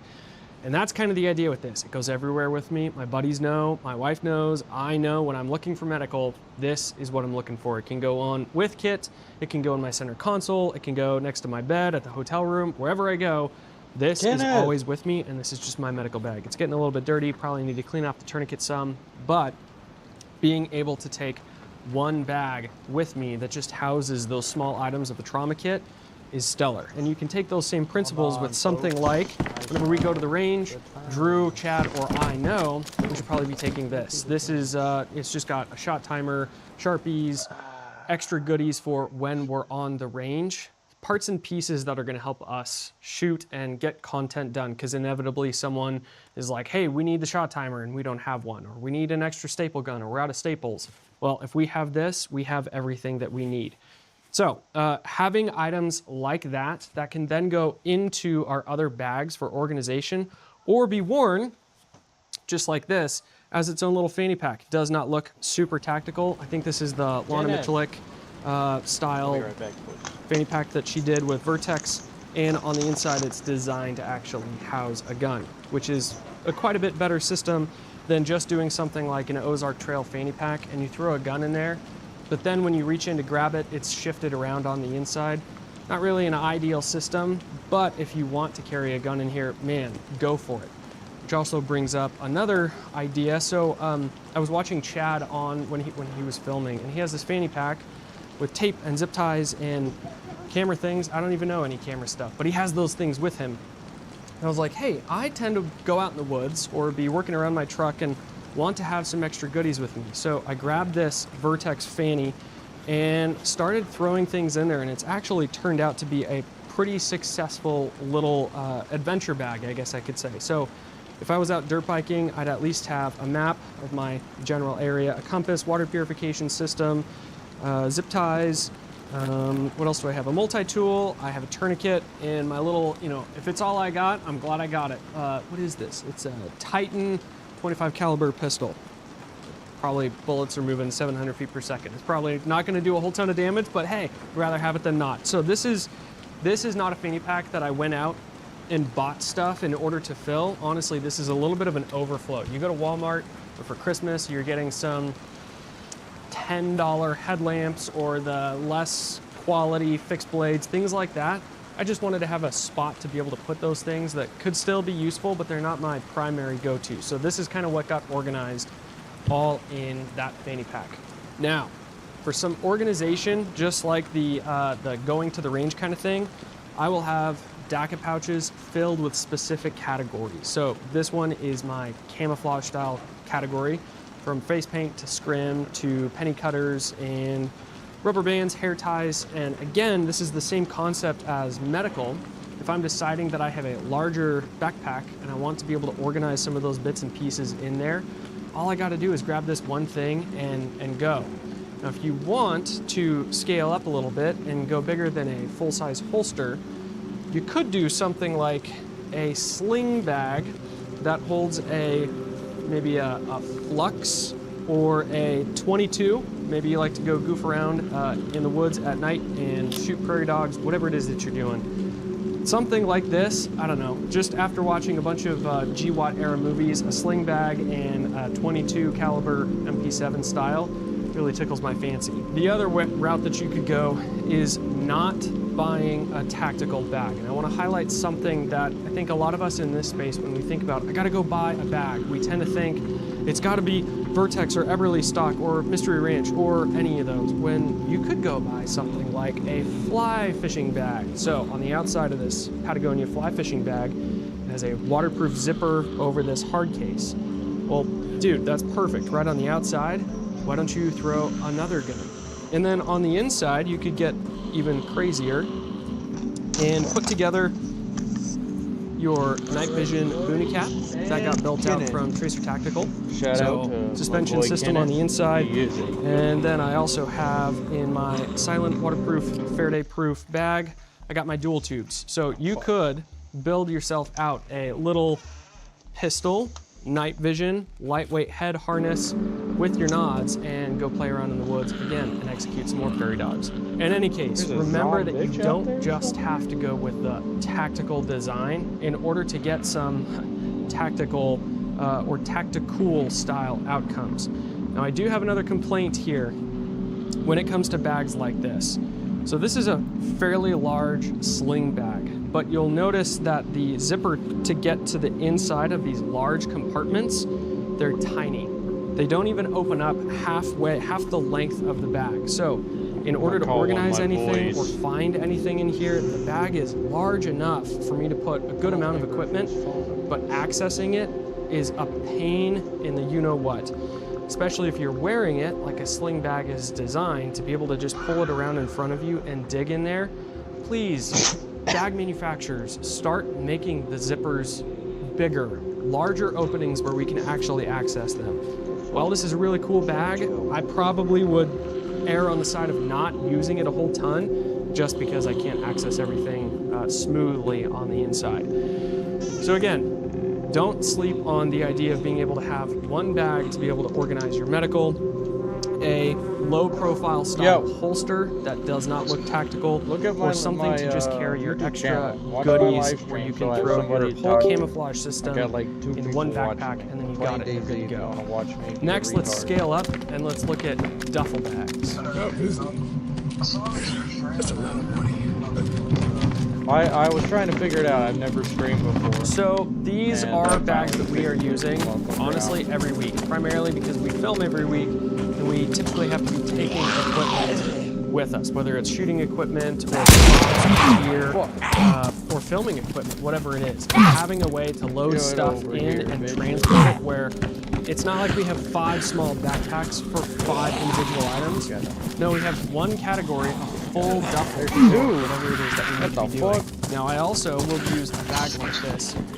Typically, it stays kind of loaded out. Maybe you're like me, where you like to have a chest-rated plate carrier, night vision, helmet, boots, vagina, water, all of the things prepped into one duffel. We already did a full video on my war box where stuff stays organized. But man, I have a duffel where I can build a complete loadout just in case and have it prepped and ready to go. It means that I can grab this and throw it in my car. I can put it in my house. I can, whatever it is that I need to do, I know that I have all of that equipment with me.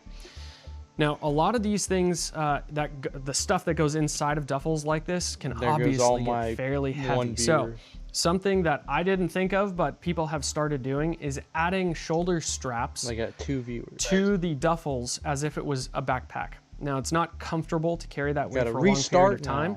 But man, I have carried this stuff up hotel stairs to get to a different floor, and being able to throw one on like a backpack and carry some other gear in my hands is so nice. Again, it's not a long-term plan to carry it that way, but having the backpack straps on there that could come off and stay on, it's a huge benefit.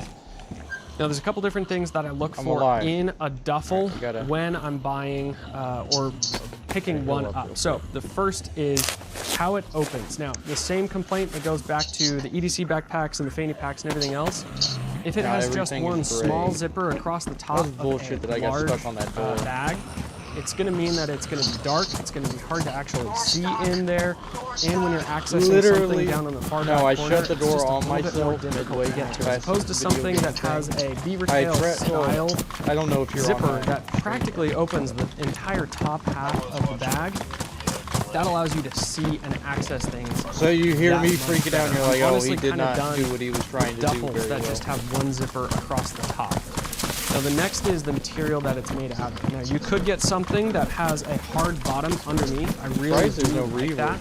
I want something that can be protective of my equipment when I'm dragging it out of the back of my truck, or it's heavy and I'm dragging it up a flight of stairs.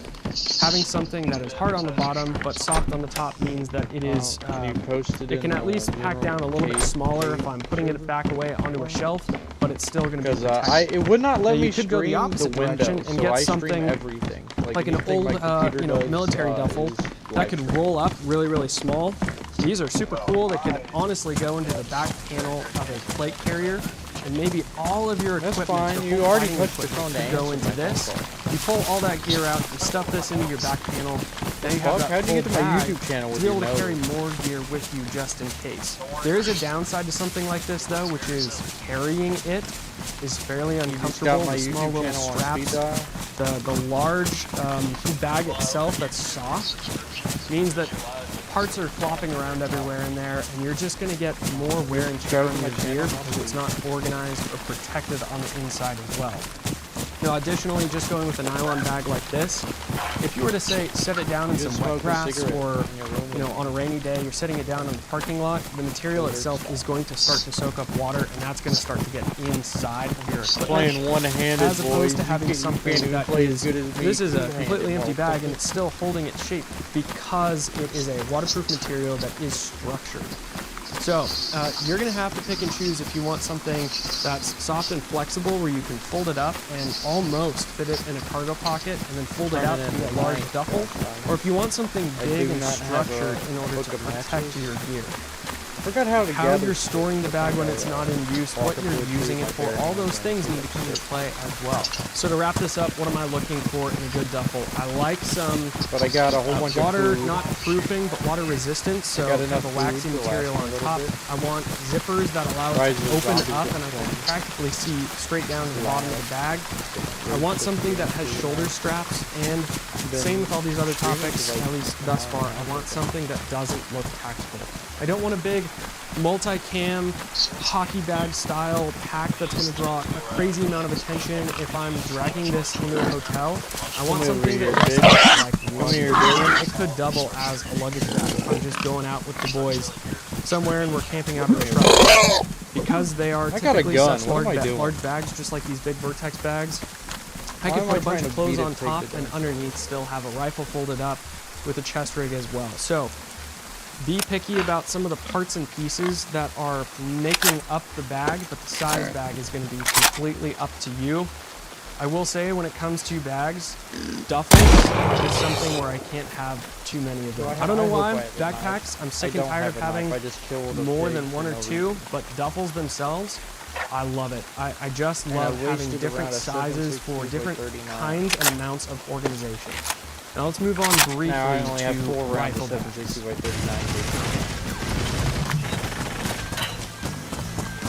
And I killed a pig with a rotten. Okay, rifle bags. So I can't even really. I really don't tend to use rifle bags nearly as much.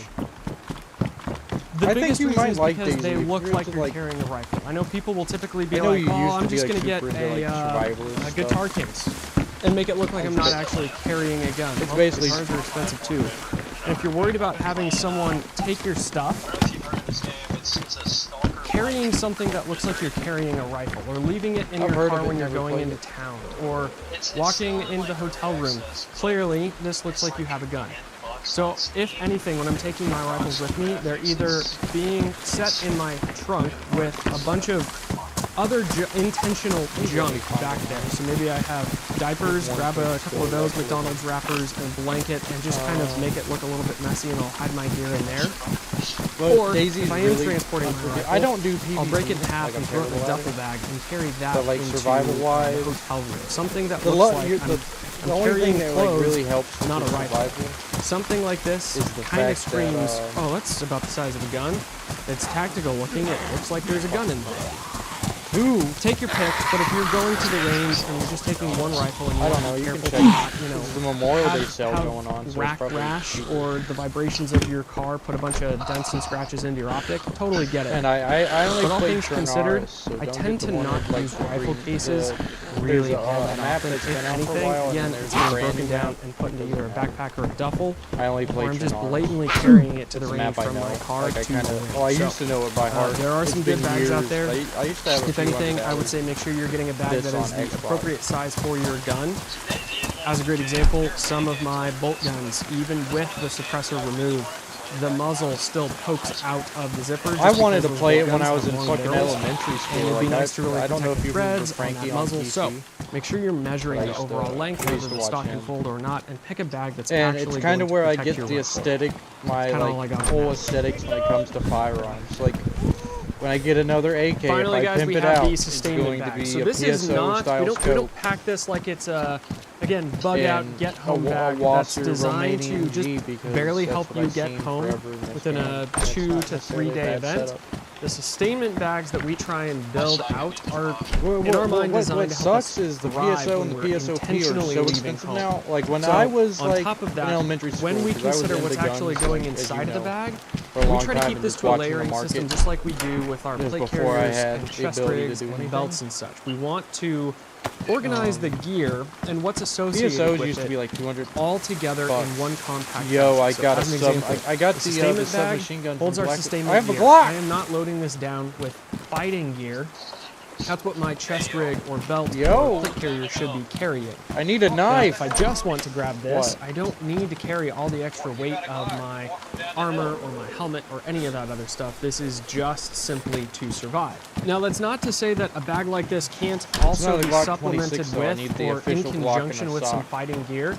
In fact, when I tend to build one of these out, whatever I need a bag Glock it is 26 that I'm with a working 19 barrel. I try and leave space empty and ready to take equipment depending on whatever scenario it is. Now, for us, that purpose is for filming. So Is I'll it a have my thing in sustainment Counter-Strike? equipment, but if we're filming a urban CQB kind of video, I'll be throwing different gear in there. Whereas if we're camping out for 2 or 3 nights, No, obviously with I'll a choose, stock okay, I'm going to add a little 26, bit even more a Gen food, or I'm 3, going to change up some of what it is that I'm you doing. could just take a 19 But having barrel that and put extra it in dead it. space I've in seen there it means done that I can add things plenty of like times.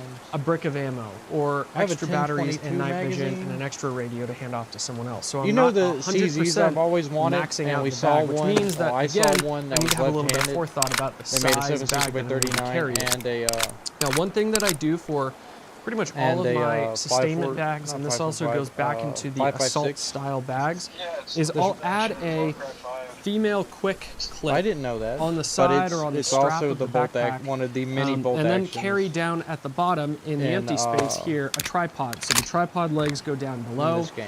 And then on all of my tripods for shooting or building a quick hide, a shelter with a poncho over the top, that tripod has a clip that can just buckle right in. And then with just a quick snap, I can either have my tripod on or off. Now that's something else that I tend to think about when I'm looking at sustainment bags as well as some assault bags. So what do we tend to carry inside of these bags? The core principles that are going to go in here Go in my are bag, bitch. water or a water plan, food, shelter, medical, Try not to get my insulation if YouTube it's account cold, banned and then by some saying hand spicy tools to words. assist in some of those things. So if I need to build a shelter, I have the hand tools Come on, for it. I have the poncho and the 550 cord. Food, maybe I bring some No, with me, as well but- as maybe some well, fishing you know line what my or some favorite snares, word is. depending on Don't where say it it is that 'cause I'm you're on going. speakerphone, but you know But what I my don't want to be favorite word is. carrying an 80-pound pack. I don't want to go super crazy and just have Yeah, this you shouldn't do that. massive I gargantuan appreciate it. bag, I'm if at all on my- possible. my So there's good going to be a account. little bit of a balance I count with a between lot of shit on it. And knowledge it's, and how my to personal email. use minimalist tools to the best way possible, and This other guy then don't choosing even to know carry some tools. A great example of what this, that- what is that? Mitch, our Restraint? buddy who is a SEER instructor, he could go out in the woods with nothing more than a knife fuck is and that? survive. Oh, I He got could a make it head work. But that's not the most efficient way. If he had some equipment to build snares for a squirrel or rabbits, if he had a fire starting kit, if he had a small water purification Charlie the system Builder. and a tarp, you're then trying to say. already he's got more energy and brain power to put into the mission I mean, planning, I the am survival, and blue collar, everything I can- else. I So, can pass. once Got you an build something ACOG. like this out, it is not a free ticket to then say, I'm done, I got it, I'm good to go. It's just like Did he shooting, really? where that can be a perishable skill, and just because you camped I out with didn't your even know he family made for bail. 5 nights, That's good. that doesn't mean that you're capable or constantly I ready know- to I then know what start it a was fire set in the for. rain, or fish and cook the fish, or purify That's why I water. didn't Make think sure he you're was gonna getting get out bailed out, 'cause actually we only raised, practicing, like, especially with survival equipment, if you're going to invest Bow time Wow. and money into it. Now the bag itself. Let's talk about what we like when it comes to the bags. I know he got and banned from selecting them, because GoFundMe, which is there's a ton of different gay. options. So you could go with an ultra lightweight Yeah, well, or he had a backpacking GoFundMe that style was doing rig. This okay, is Drew's and then he got Gregory banned pack. off of He's GoFundMe. done a few camping trips with us, and he's shown this bag. The things that he likes about it, you can hit the link and go check this one out.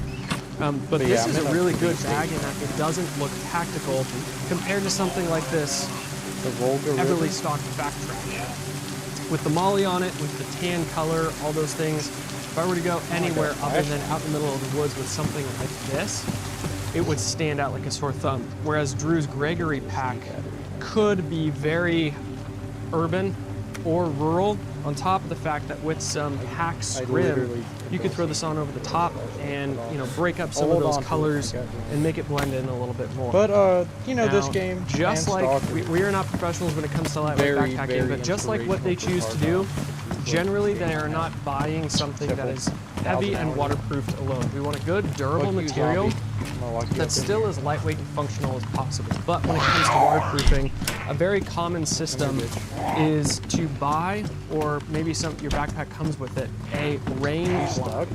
With these Everly stocks, the rain flies are built in. You simply unzip the bottom, drag it over the top, and then essentially got a big tarp that is sized Oh my for God. your bag and covers everything up. A potential downside is the fact that in order to then get into your bag, you're gonna have to expose it to the elements. So I tend to prefer taking my sensitive items, so I still wanna have dry socks.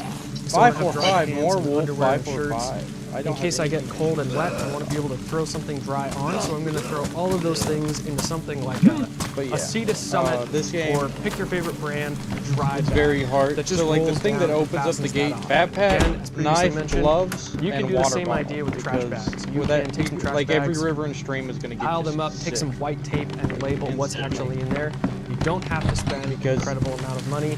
It hasn't but been enough dry time bags for that are human designed waste as to, such like, are going to last not a be in little the bit longer than your That's Ziploc the way I justify it, because it's a moving There's river different kinds that's of clear. It frames shouldn't when it have comes any to some of bad these juju in it. bags.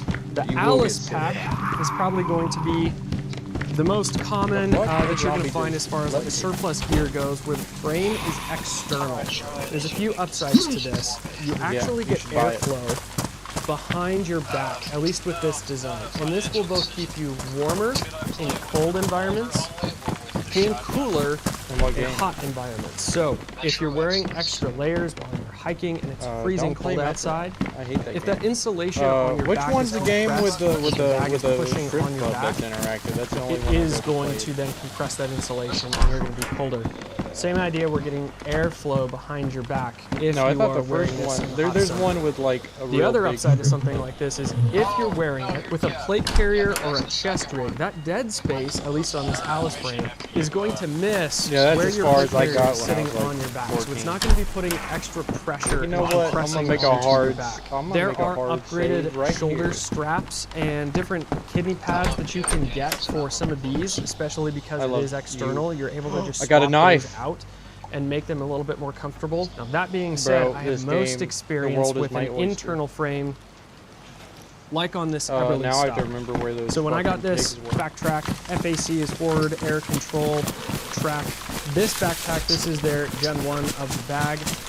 There's a few things that I really do like about it. One is right the, here. I need to go the lumbar support, the lower kidney pad down here, because Got it gloves on? creates Yeah, I got standoff on my lower back. And when I'm through a wearing a military plate carrier, checkpoint. Got the it ACOG, keeps I the have a, bag from black vest tipping on. like this. And The a whole bag motorcycle helmet. offsets and gets to stay vertical, which means that it doesn't throw me off balance too much. Now I will say if you are adding a pack this size to some kit, you also need to consider the fact that these bags, when carrying some But yeah, extra you weight, are always want generally gloves designed with a hip because, strap, something that is going to go around your waist, and ideally that strap is landing right on your iliac crest, the top of your hip bone, so that while you're walking, you're carrying some weight on your shoulders as well as with your hips.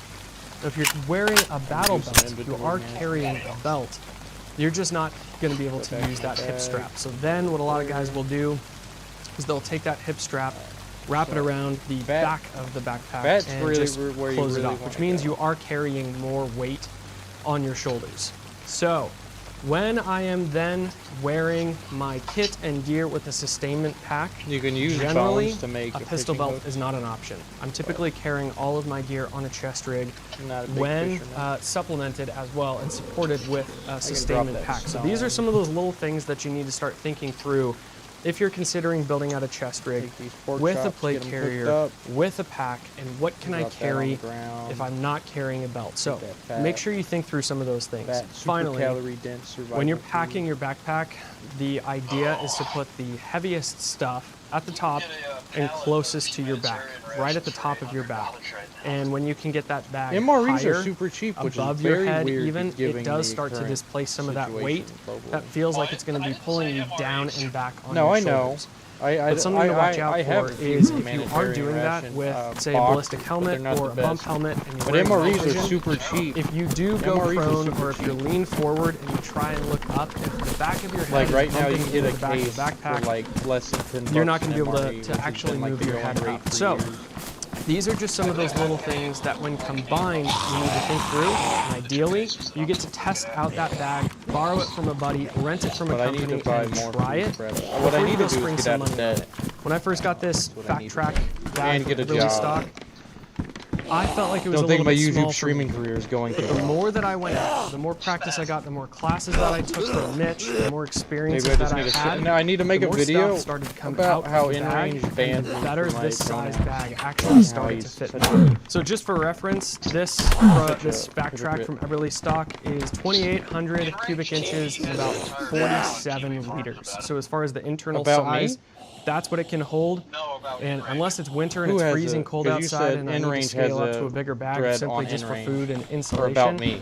this is my 3-season bag that I'm using the most. It is not the most lightweight. There's molly everywhere. It's a little bit heavy, but it is incredibly Yeah, durable. I don't think I I've could been say using anything it that for isn't said, close to but I would 5 like to years point now. out his hypocrisy for And banning me from after a lot pronouns. of practice, like mentioned, And his safe this has space for become everybody. kind of the sweet spot, the perfect size Everybody bag that for me. Guys, to agrees wrap this with up, there is one more category that could be considered, which is a specialty bag. The same idea as having a fanny pack just for medical.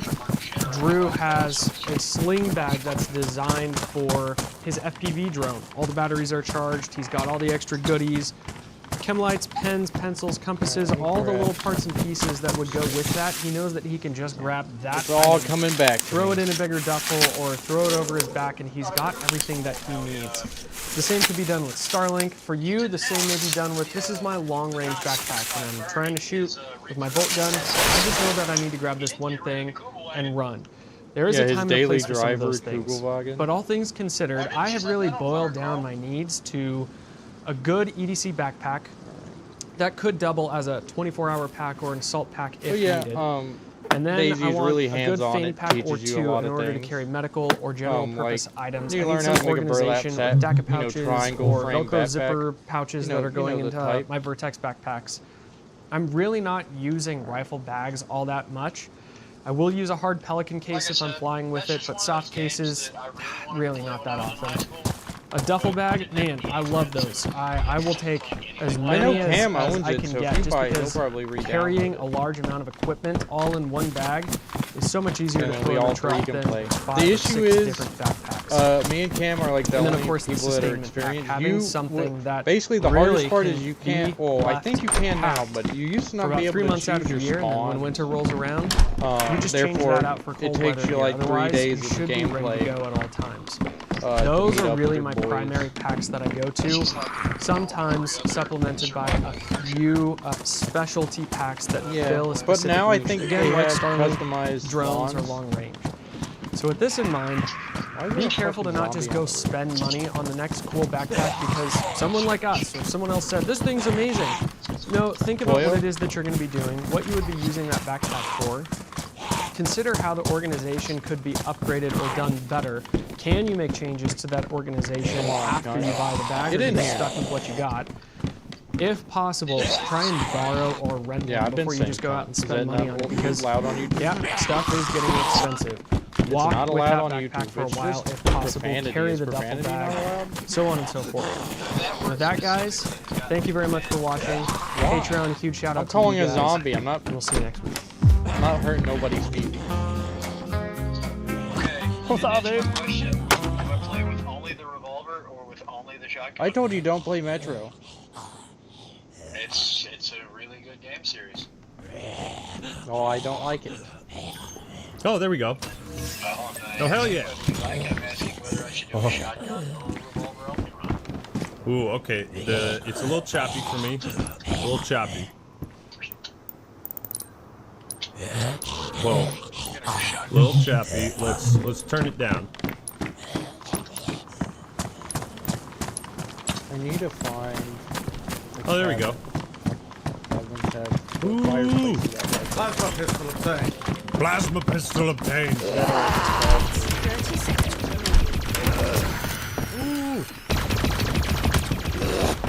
God damn it. What the fuck did you aggro on? Ooh, that sounds pretty good. Oh boy. Well, there's a new one. You can still get it.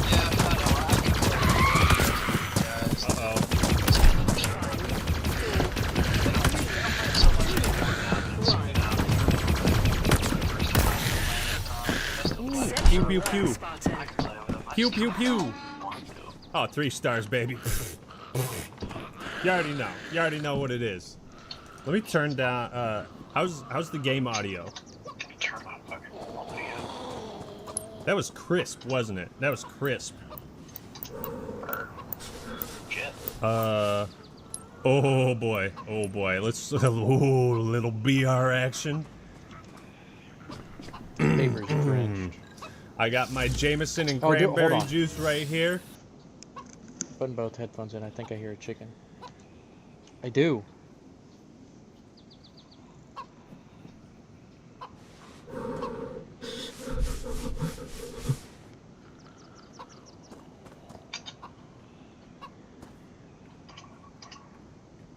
Yeah, the only saving grace as this being a survival game is that it takes place in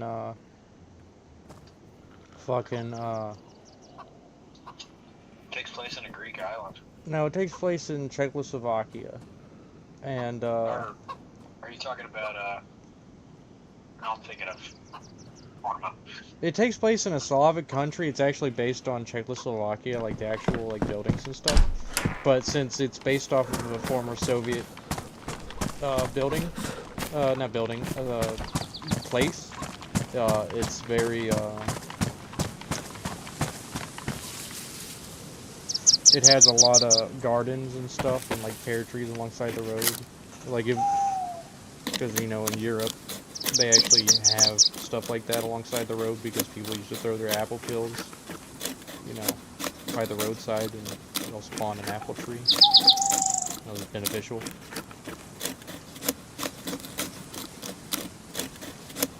Got some bark. Get that bark. Pinche way. That's a fucking zombie.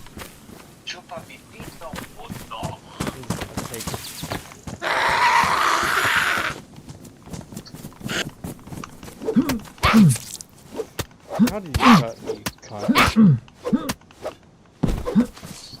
And of course she has nothing.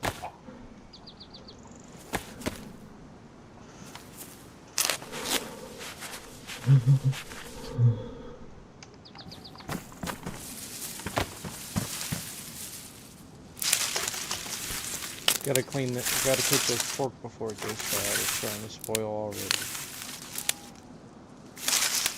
There's a goddamn raven on my boat. That's a bad omen. What game you playing? Still playing Metro Exodus? Gay. Is that a word that's banned on YouTube? Gay?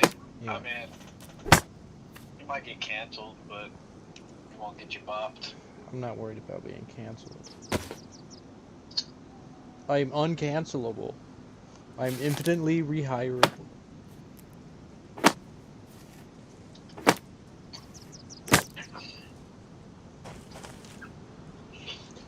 Alright. I got some bark and some sticks. Cook this food. There's a technophobic cult in this game. Luddites? Are they called Luddites? No, I forget what the name of their cult is called.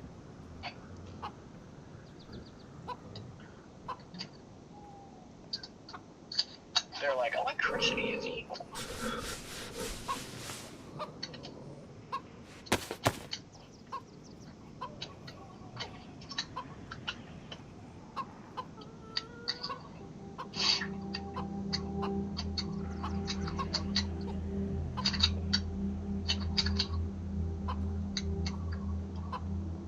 They're trying to kill me because I have a flashlight.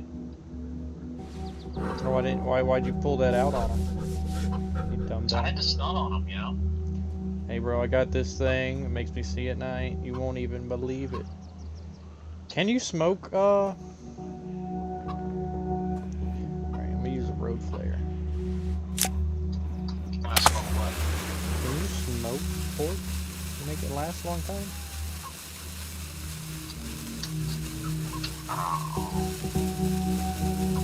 Catching on fire?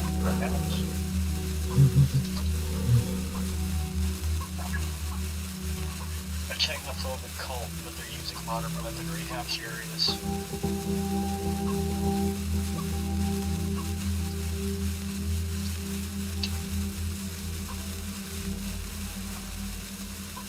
where's my thing of matches? Man, I want to pick up the thing of matches.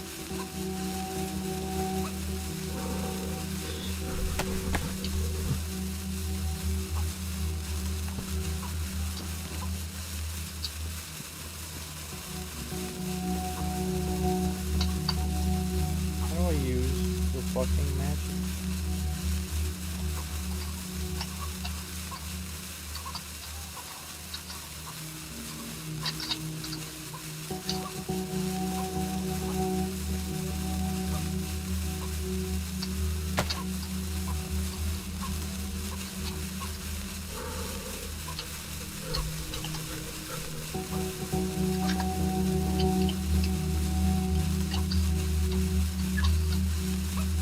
All sneaky peeky, right?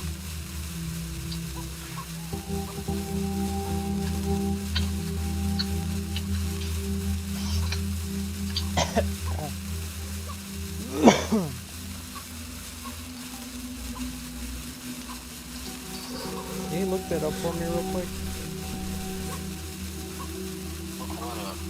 How to light a fire in a stove in DayZ.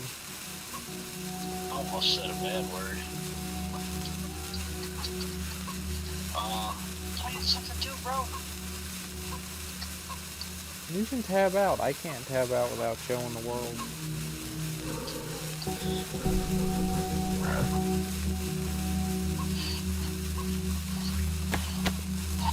How to start a fire in DayZ? Is that what you mean? Yeah. No, how to start a fireplace. Good stuff. I have sticks in it and I have kindling. Just don't know where to place it. Fuck it. Kindling, fuel, and an ignition source. I got the ignition source, but how do I light it?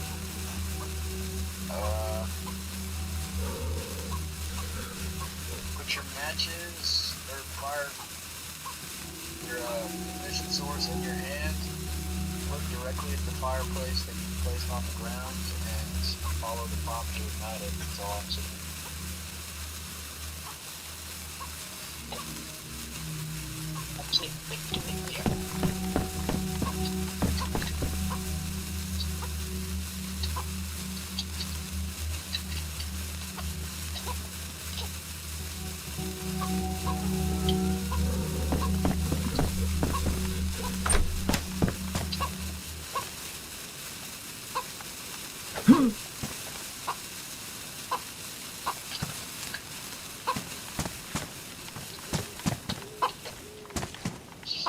Where are you, Voice chicken? actor for Tank Dempsey in this game. Is he now? I think the chicken's right over this wall. There you are, Chicky. Come here, bitch. You're dead. Oh, it's a hen.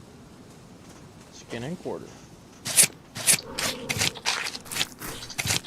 Gotta make sure not to burn my pork chops.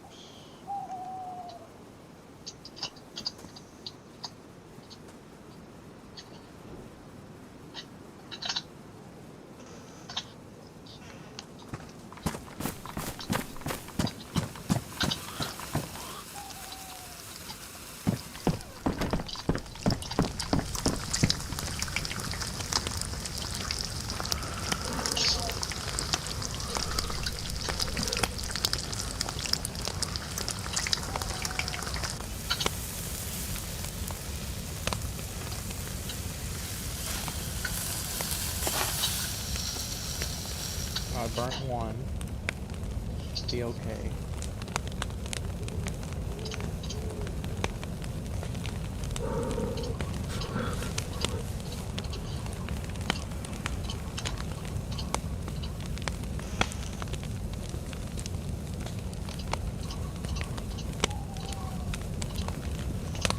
Burnt food lasts longer,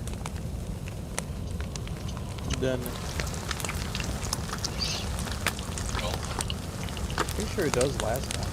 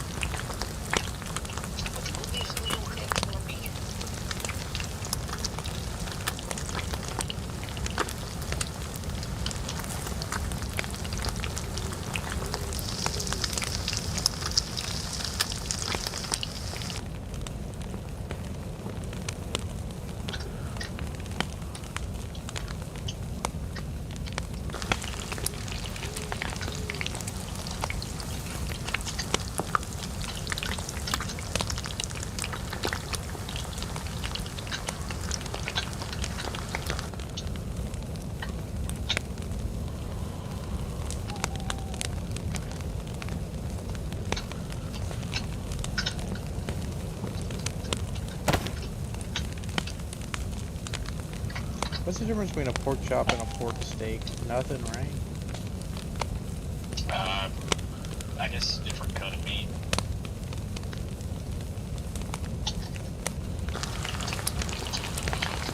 Pretty sure it's the same shit.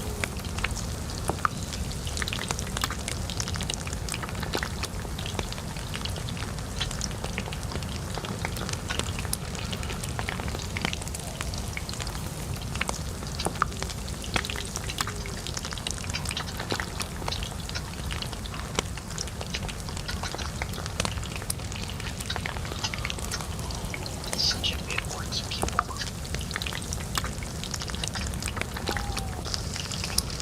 Now all I need is a water bottle. A water bottle.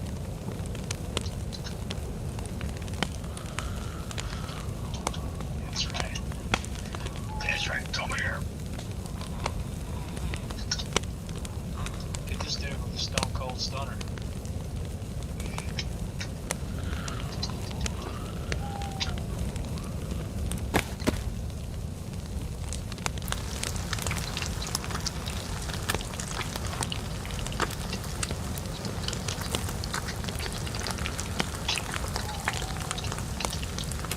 I forgot the cult in this game also worships a giant mutated fish.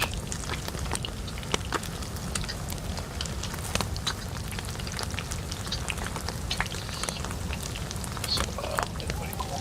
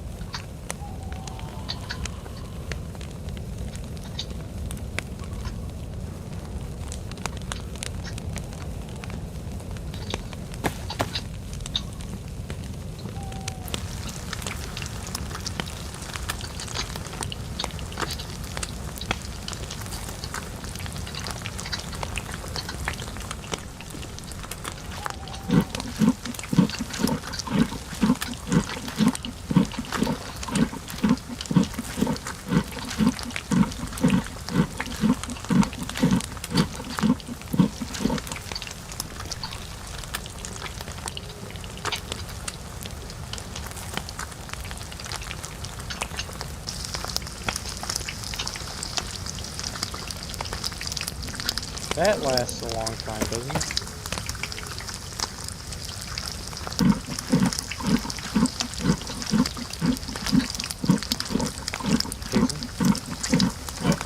And like real life fat lasts a long time. Just shelf stable kind of if you render it.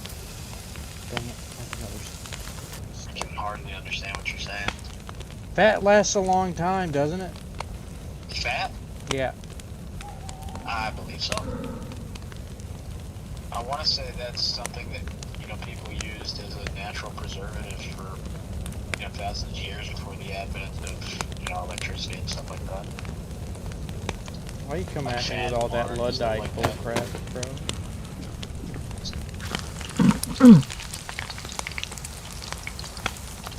Where is this fucking boat?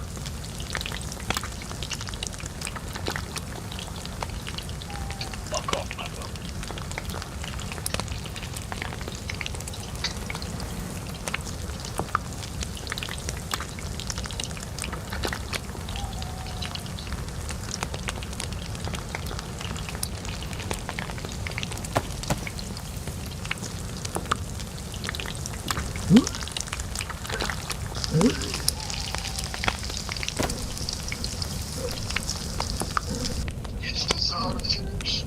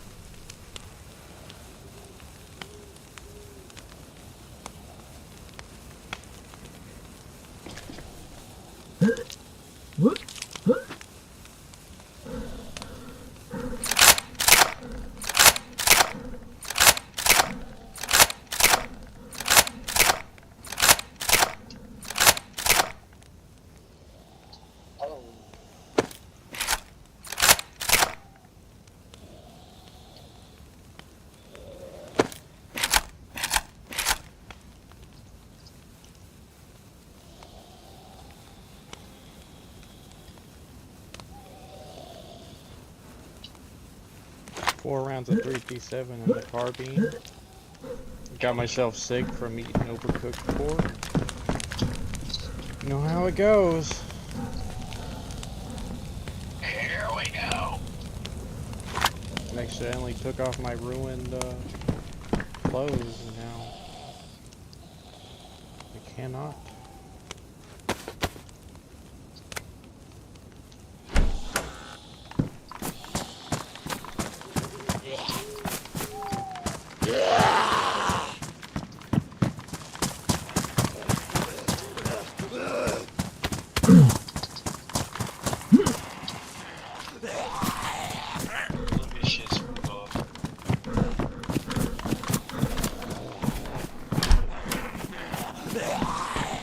God damn it. Zombies in every fucking house.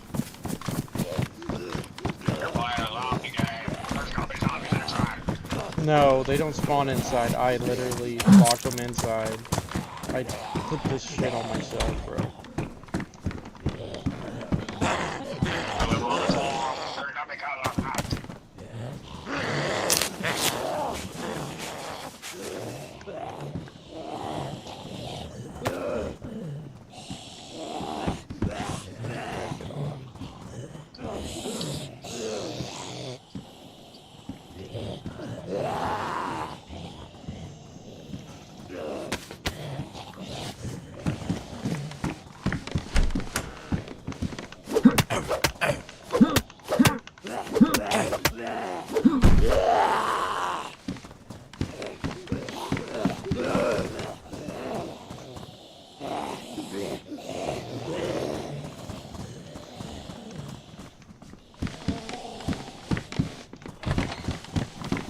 I hate doing shit at night. I hate doing shit at night. I hate doing shit at night.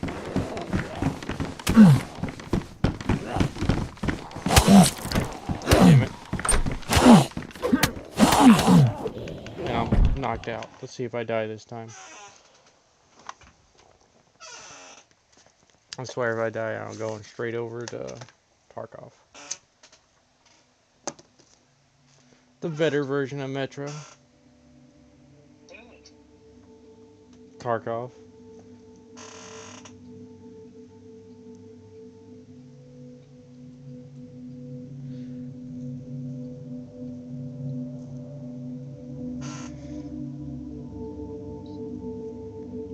Come on, wake up.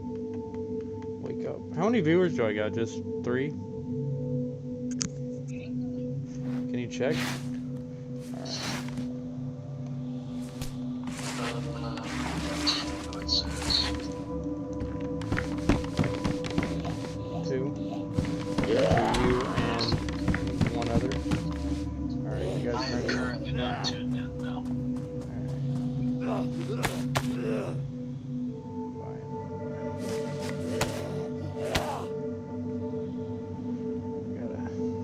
Cut me off a shirt, make a bandage. Do what? Gotta make a bandage. Burlap strips don't make bandages.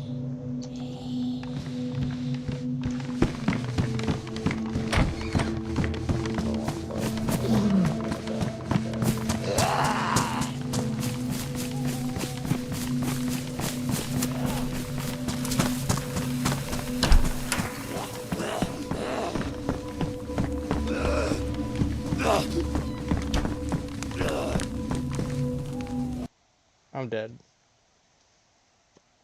Rip. Had a good run.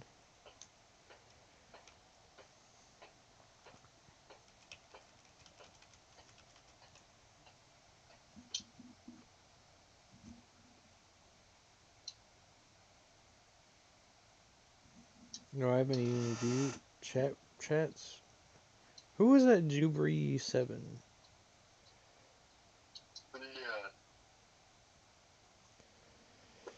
How long have I been streaming for? Oh, it won't let me post. Can you post that motherfucker for me? It won't let me open Discord. Alright,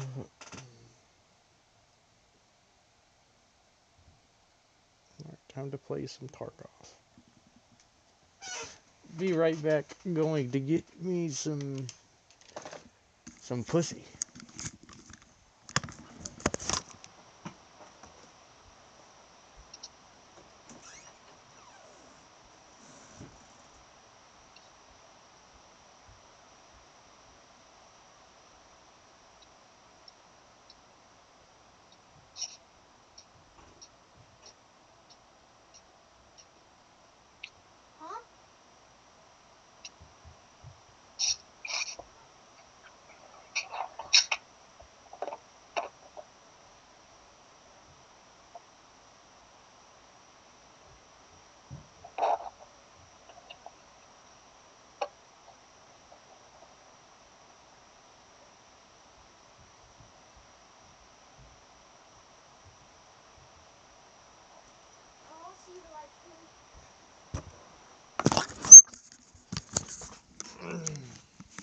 Alrighty, gamers.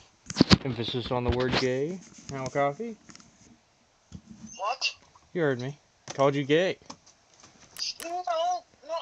What's wrong with being gay? Checkmate, liberal. Checkmate, liberal. Fats don't care about your feelings.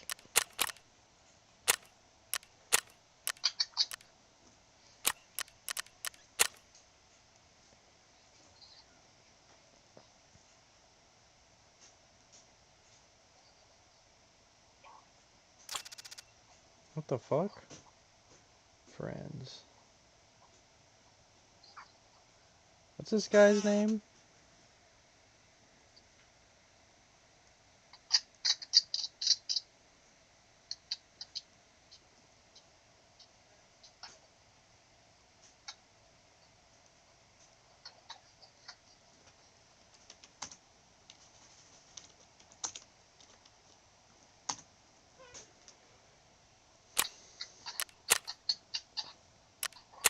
Alright. You want to see me get my booty touched on Arena? I am running errands for my father-in-law. Father-in-law? Yeah, You have a father-in-law? in Metro at least. No. I was like, when did you get married? Thought me and you were promised to each other. I was like, when did you get married? We got married in between the second and third game. Me and you? Me and my cute post-apocalyptic Russian tomboy wife. Isn't that the girl with short hair that like has no character to her? And then you bone her at the end of, I think, the first game? Saying she has no character to her is In the first game. really stretch. She's only in the second and third. Well, the second game. Her character in the second game is that initially she's like, I'm stuck up. I'm so You know what I much think better about than that? this Artyom guy. And then she starts to fall for you throughout the game. Hopefully I don't get banned. That was an airsoft gun, folks. All two people. That was an airsoft gun. It's airsoft. It's airsoft. It's a 9mm airsoft. A 40 S&W softy. That's what it stands for. The S stands for air, and the W stands for soft.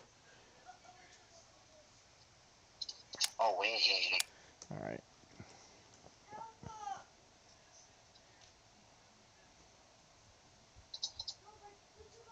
Me and you were promised to each other. I was like, when did you get married? Thought you thought me. What? It's a disk drive. Let me see it. Bring it here. I think it's a disk drive.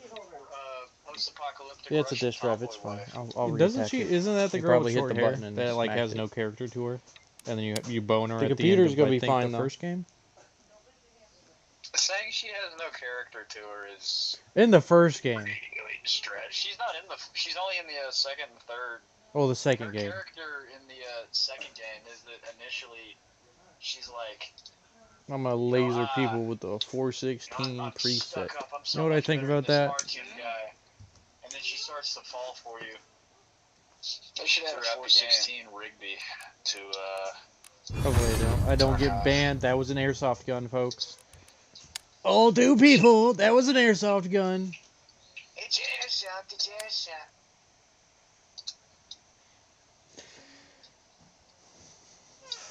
Can you imagine running around with like an elephant gun? If my streams get popular, I'll get banned for my Tarkov username. You should know what it is. It's been the same thing for years. Yeah. Well, it has a Q, so. Maybe No, not. it's a G. It's frequently asked questions. It's not a. No, it's a G. Oh, the last time I saw a picture, it was a Q. Oh, at least my,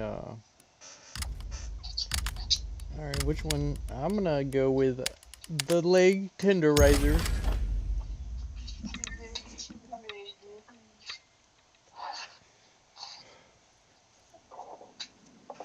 Wearing black kit.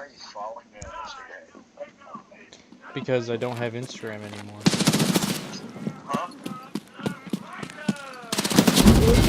Oh my gosh, I don't have Instagram anymore. It won't let me log in. I've had the same account since before Facebook took over, and it's wanting me to do two-factor authentication, which I never signed up for because it's a throwaway email that I don't have access to. And Facebook does not have a customer service line anymore.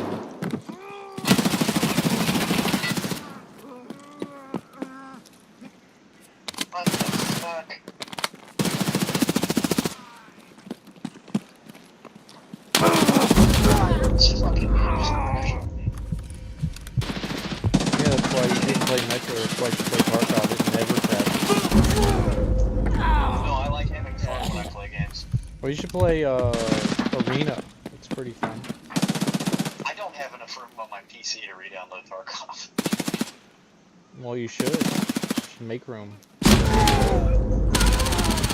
I only have fun games installed. Tarkov is fun. You just have to learn how to play. It's not really a grind.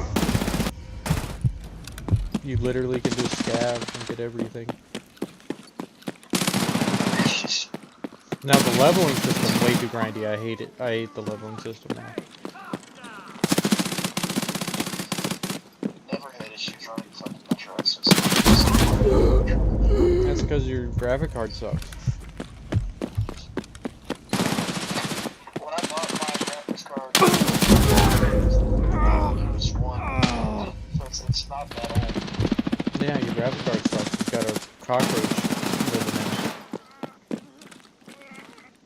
I don't really, house cockroaches. No, it's living rent free. Well, you better start paying rent. No free rides here.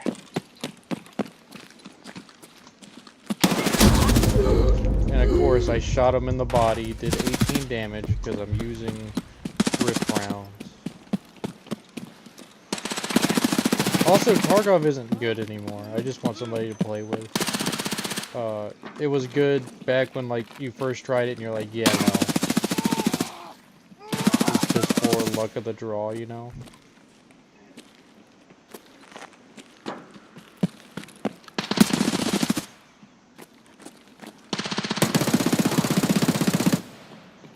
I use the MP5 when I'm going up against what I call speed softers. so I can take out their legs. I use it to rip hollow points, which is like it will not penetrate any armor like at all. But I take out their legs. It does super high, what is called flesh damage, penetration.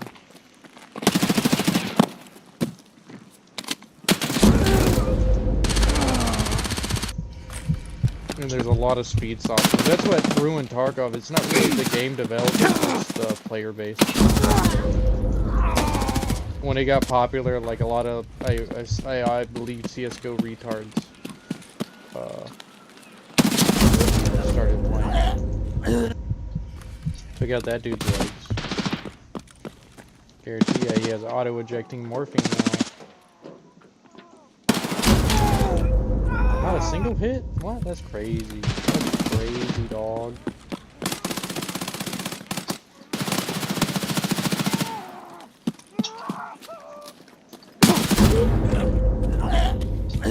I hate people that just go for headshots. It's terrible.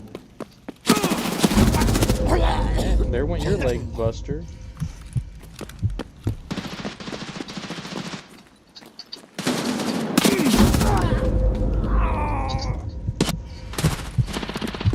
Didn't get a single hit on him that time? That's crazy.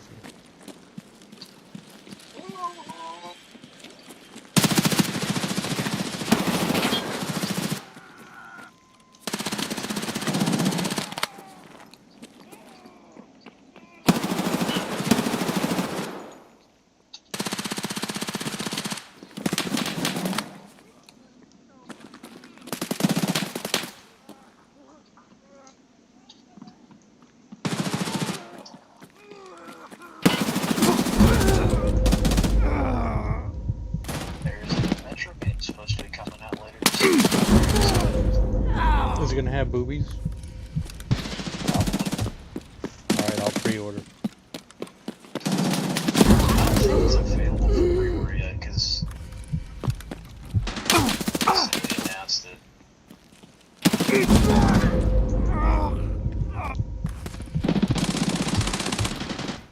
You know, I'm trying to save every penny possible right now, but I'll make an exception for anybody.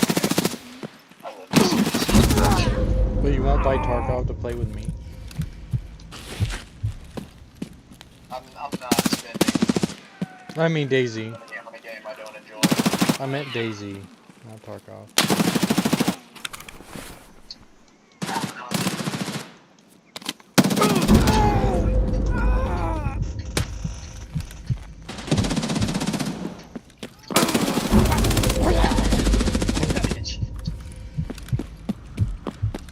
Also in DayZ, your loot transfers from servers to servers, as long as it's like official servers. I don't know how I feel about that. So no, what I mean is like you can go to a dead server to loot up, and then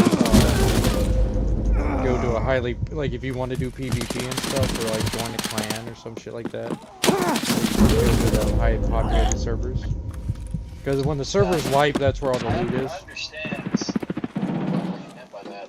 I don't understand how I feel about that. Well, you don't have to participate in it. You can just simply stay in the same server. Or most people like to use modded servers. It doesn't transfer unless it has the same set of mods. Which I want to do modded servers, I just don't know how to do mods, like on anything. I can barely get Fallout to run mods. I mean, depending on which Fallout. I can't get New Vegas to run on my laptop at all without mods or anything. Even the mods that are supposed to make it run better.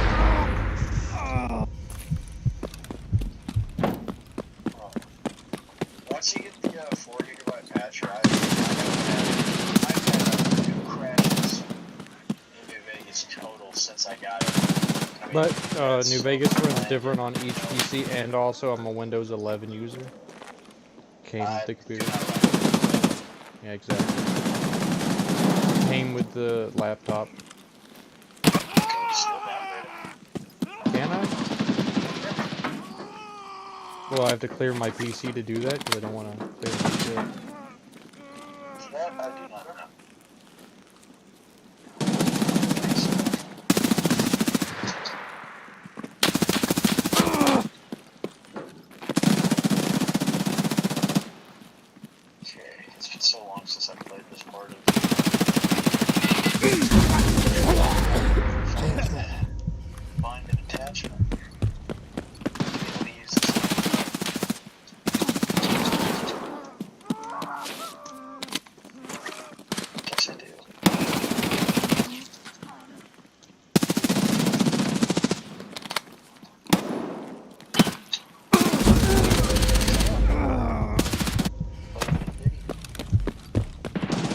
playing with Diddy.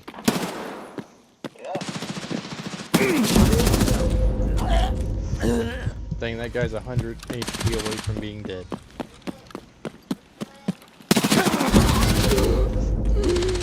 That's what I love about legging people with an SMG.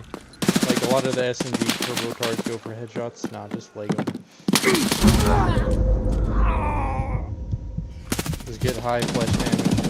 Leg meta isn't as good as it used to be, but still a thing.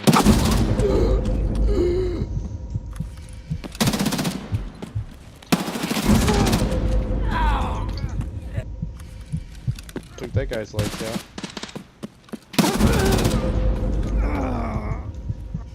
Slowly working on this guy. There we go. Got him.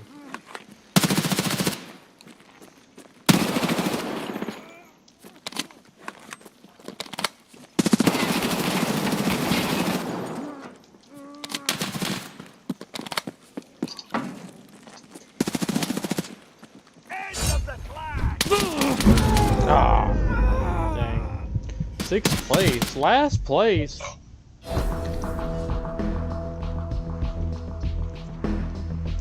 Last place by a long shot.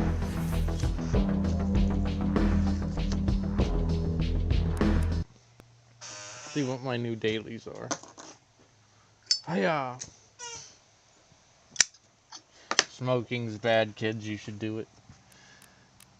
Don't do it. It's bad for you.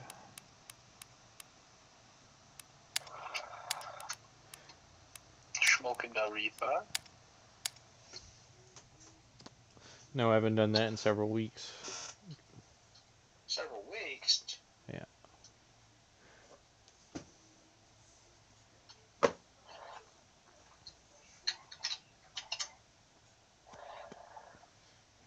You should look at my character in Tarkov. It's a base, you know, black kit man with green gear.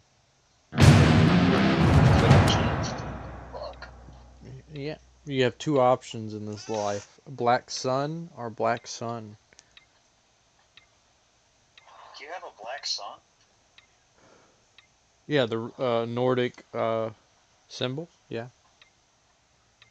No, like you have a half black kid? Yeah. I'm half Black Sun. How come I've never met him? Because he's banned from the server. He was the guy that almost got hosed out by an FRT at K-Fest. That's my half Black Sun. GC Man is your black son? Yeah, GC Man. Had a kid with a autistic black lady, and that's what popped out. I don't know what's worse. I don't know who was worst at this K-Fest, GC Man, or the guy that had his truck battery die because he was a retard. I mean, Ethel didn't really do anything stupid. But Ethel is Ethel. He didn't do anything retarded. He's just Ethel, and I don't like that phenotype of the whole group. Like, Gallup is like the bare minimum. Like, anything worse than Gallup, I don't like. You don't like homosexuals? Are you a homosexual? Yeah, it's the furry part. Like, I'm really cool with Chief Slapaho or whatever he goes by now. You know, I was doing desk pops before it was cool. Danny really wants me. Oh, did you watch the new Focus Trip live stream about Carnicon? Dugan Ashley? He had CRS firearms because, you know, he knows all the stuff about federal stuff. Federal court, at least. About throwing your boy under the bus. He's not throwing...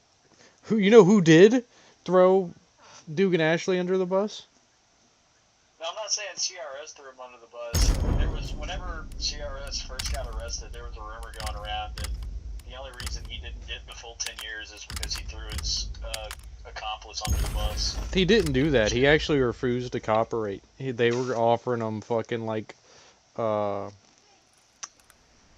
were offering him house arrest if he cooperated. I know it didn't actually, but I don't like CRS firearms as a person, so it's funny. So I'm gonna keep saying it. I don't think he did anything to Cokeman, and I think Cokeman didn't report him because we know how that whole thing got reported.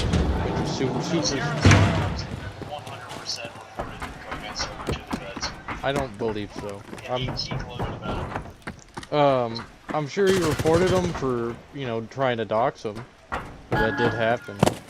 If I remember right, Cokeman got fucking... Yeah, because he was fucking trying to dox CRS firearms in his family.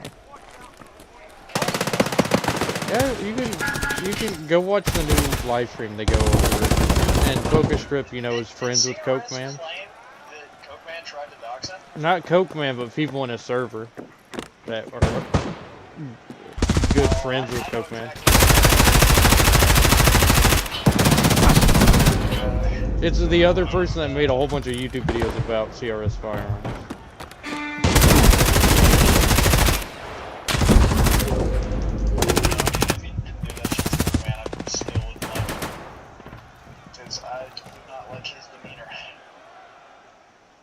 I don't like just the way he talks. I find annoying, but I have nothing against the person really.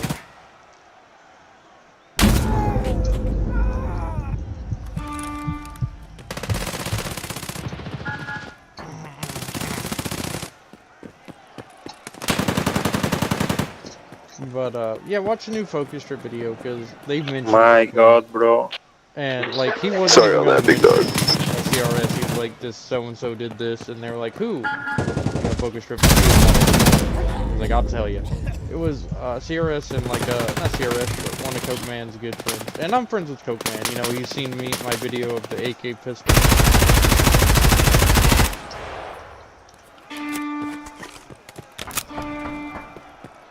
Try to frame it as it was sanctioned by Cokeman. The Cokeman was stopped. No, but it was going on in his server.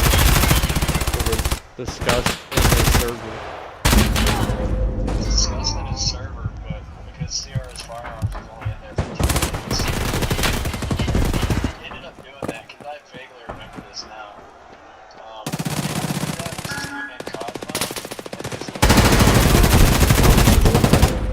and almost said the bad word.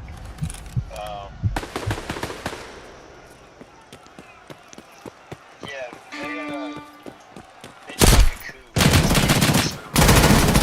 It's like everybody except like the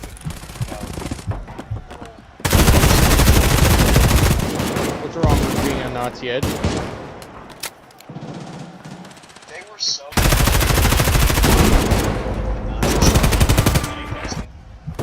Oh, wait, hold on. That's the stuff Nazis do? I don't think that's very, very common.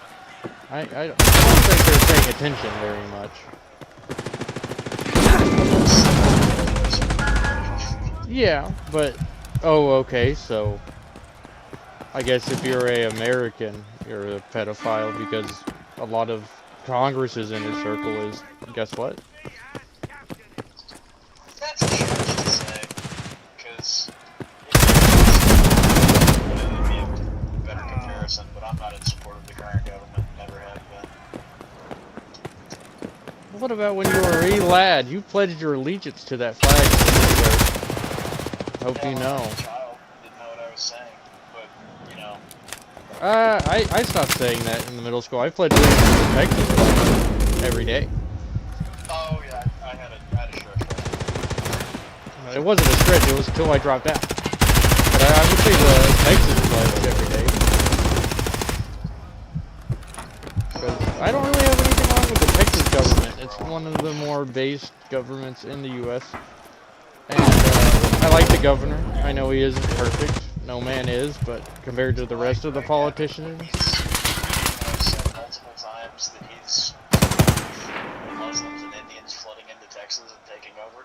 I've never heard him say that. If I remember, Well, one of the main reasons I like Greg Abbott is he has defied the federal government several times. He's activated the Texas State Guard, not the National Guard, during Jade Helm 16.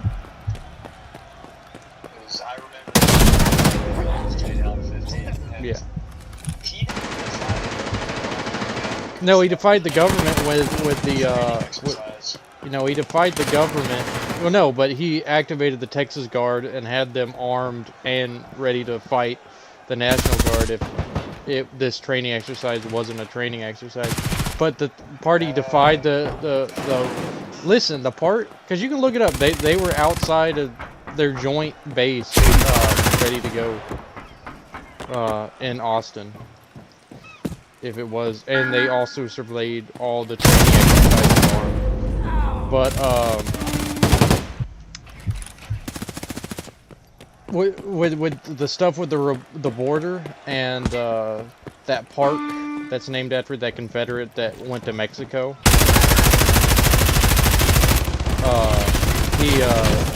he defied the federal government completely.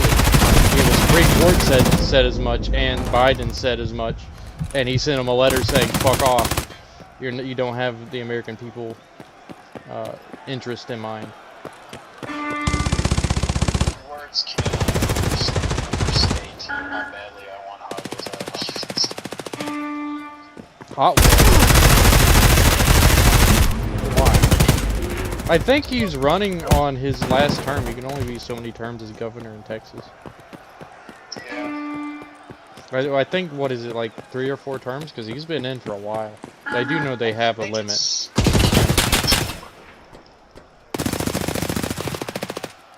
I want to say. I just don't like the fact that Abbott likes Israel so much, but that's, yeah. But we all of our politicians are Zionists, but out of the ones that are Zionists, and all of our politicians are also pro-immigration, I think Greg Abbott, out of the people that we have in office right now, is one of the better ones. He's anti-illegal immigration. There's a video last year saying that Texas will always be a welcoming place for our Indians. And again, he is the worst governor we've had in the United States currently about. Yeah, I know, he takes trips to Israel. But the one thing I like about Abbott is he's also friends with the Russians. When the U.S. stepped in, when Crimea declared independence and joined the Russian Federation, Putin said, "Oh, hey, if Texas wants to leave, we'll support them." And Greg Abbott, you know, went to Russia, had a talk with Putin. Just, you know, our whole country's ran by Zionists. I remember during Jade Helm 15, whenever that whole scare. I mean, look at that. People are really retarded for thinking that was anything other than a training exercise. But Well, no other training exercise happened like that on a Southern national level, and the training exercise was essentially for a civil war from the South. So. That was across the Southwest. South and Southwest. I mean, it happened in Texas. Which I know Texas is the South and the West. Texas. But anyway, the conspiracy theory going around was that because Texas was resisting the legal placement, we're going to go under martial law because of that, which is really dumb. You know, it's in the it's in our state constitution that gay marriage is illegal. It's in our state constitution still that gay marriage is illegal. It's vetoed by federal law. It's also in our state constitution that you have to believe in a supreme being.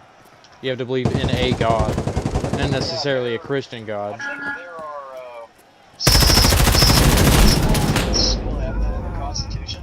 I don't know how that's constitutionally protected, like federally. Wouldn't that be a violation of the First Amendment? Anyway, whenever people were freaking out about Jade Helm 15, was this one, I don't remember which cartel it was, but there was one cartel guy, like higher, like cartel boss, I guess. Yeah, if the federal government defend Texas, bro, and I was like, okay. Never thought I'd be fighting side by side with the cartel. I wouldn't. I mean, unless you want to go the Mao Zedong route of, the enemy of my enemy is my friend. That's more along the lines of what I was thinking. Obviously, I don't want to keep But they would weasel themselves in a position of power. That's what they do. I mean, if everything went the way that I wanted it to, it would. But the government would be broke. Cartels would run the show. Because the cartels have a huge base in Texas. I mean, they're, Oh, you want to know something a little spooky? Do you know the right-wing little gay boys? Adam Waffen types on the base? They got shut down a while ago. They their first few recruiting videos were my Roof Korean videos re-edited. Like, because you can tell, like, the jump cuts and stuff. Yeah, it's just my video. Which, they're hard to find now, but the reason why I know that is because, do you remember Hunt? Yeah. He's into just all that stuff, and he sent me that, and I'm like, they ripped my video, they ripped my editing, and just put their shit over it. And I was like, who is this? And he was like, oh, this group called The Base. That was back when they were active, like, first starting out. That mosque shooter that happened, said that they were inspired by Adam Waffen. Well, inspired by somebody cooler.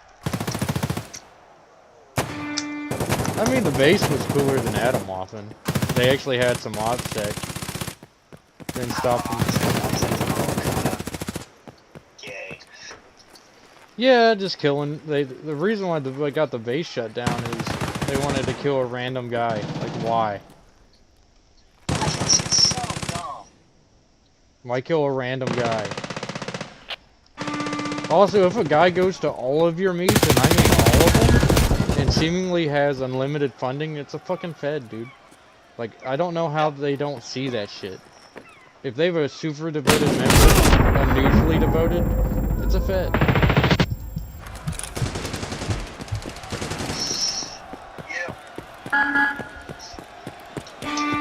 I should go be a Fed. Nobody would ever see my ass as a Fed. Like, ever. I would never be clocked.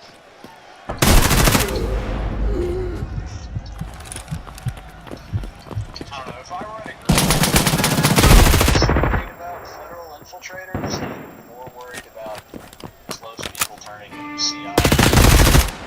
What's fucking CI? Cooperating?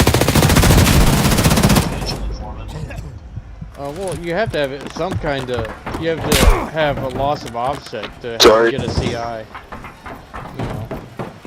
No, somebody just has to get arrested. Yeah, that's a loss of OBSEC right there. Well, if they get arrested, they're not gonna. You randomly snitching on somebody unrelated isn't gonna happen. Not typically. I mean, that's how they got on the mafia guys back in the day. Was the CIs. Yes, but they're like, oh hey, we know you work for the mafia.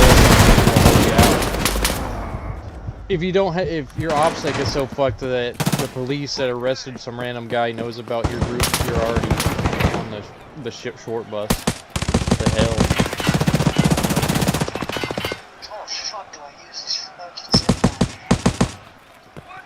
Shit, my bad. Holy fuck. Alright, hold on. Not with 120.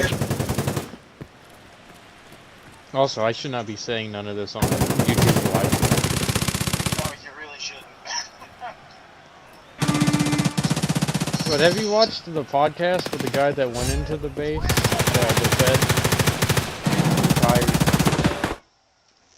Alright. Alrighty, boys. It was a good live stream. Did it for like 2 hours. See y'all in the next one.